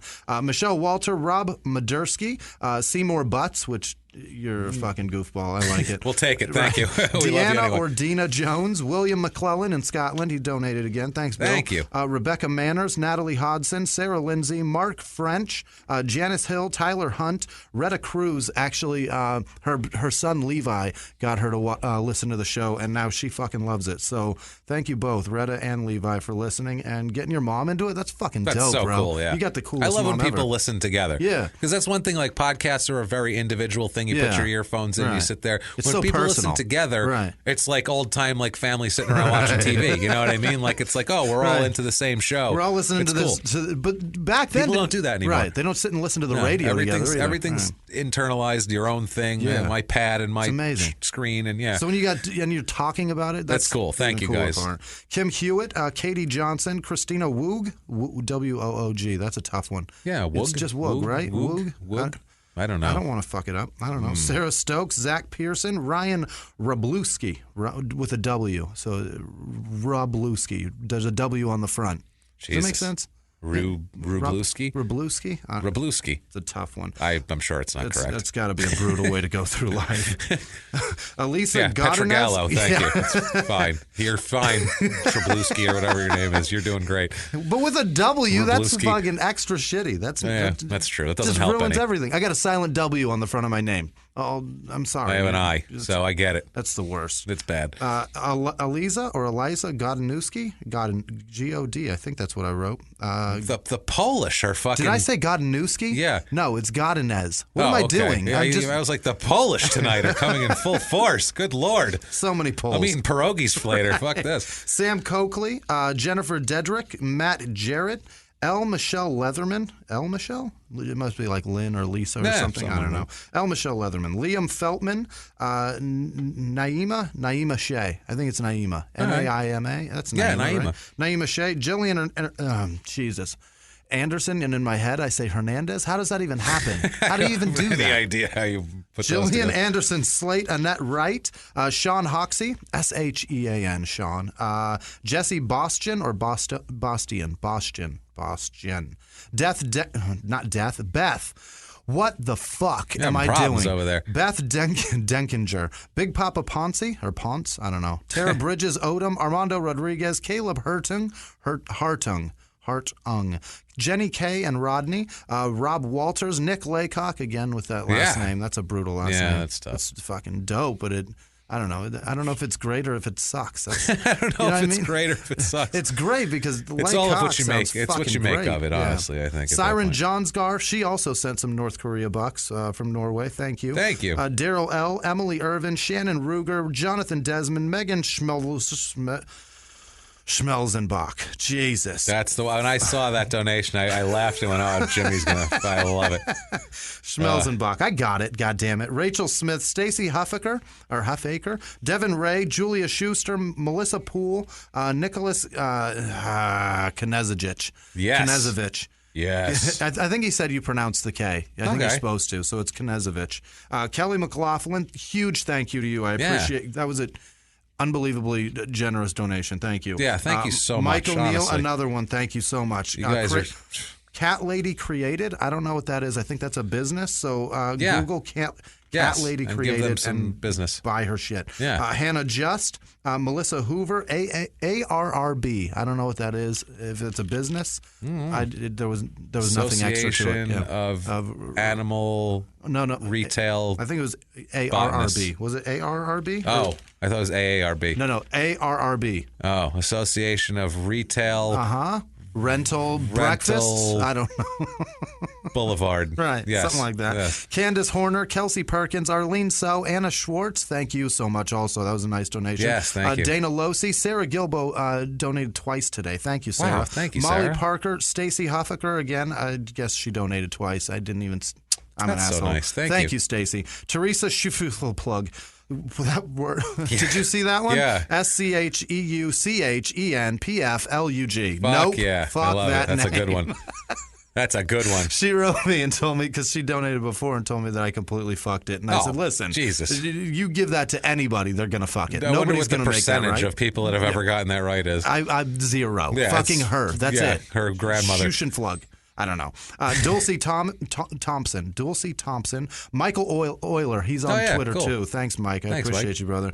Stephen Mace. Jeremy Ramon. Marika Sand or Marica. It may be Marica. I know people did pronounce it like that. It's 2 Ks, though, in Marika. It's Marika. Marika Sand. Jane Richard. I'm fucking wrong. No, Jane she's going, he's a fucking dipshit. Jane Richards. Katie Miranda. Majeline Spitzy. Wow. Okay. Nope. I would probably not. I'm going to go. And Matt Kleeman sent a nice donation too. Matt, thank you all so much. Thank you, everybody. You guys were amazing this week. From the interaction, I went through a tough one this week. I was quite fucking depressed, and it wasn't an easy week to get through, and you guys helped out tremendously. So thanks for your support, whether it's a donation or it's a comment on Facebook, Twitter, or Snapchat, whatever. Yeah, guys. You can find me at Whisman Sucks, WHISMAN Sucks, on Twitter, Instagram, and Snapchat. If you want to see my meltdowns throughout the week, feel free. Hey, you guys are the best, really. You keep truly. us sane as we can be, and we can't do this without you. You do That's everything for us, man. It really is. You guys have become like a giant extended family to us. We really appreciate it, and that's how we consider you guys. So we thank you guys for letting us into your worlds, into your earbuds, into your cubicle, into your commute, into your workout or whatever. And if you want to, it is, if you want to involve somebody like a podcast creator in that life, you can find James. Where at, James? You can find me at Jimmy P is funny, or try to spell my last name. Good luck. Like I said before, there's an I in there. Try to find it. Cut and paste from the show description, and be smart about it. Yes. Do that. Find find me there, all that. I'm very busy with research and shit, but I hit everybody up as soon as I can. And thank you. And I read everything, and goddamn it, am I incredibly appreciative for that. And wow, guys, until then, it's been a crazy story. Yeah. Thank you guys for showing up. Yeah. See you in Chicago, hopefully. Yeah. Until next week, guys, where you will get a live show next week we're going to release to show you how fun it is. There's your surprise. There's your surprise. Until next week, guys, it's been our pleasure. Bye.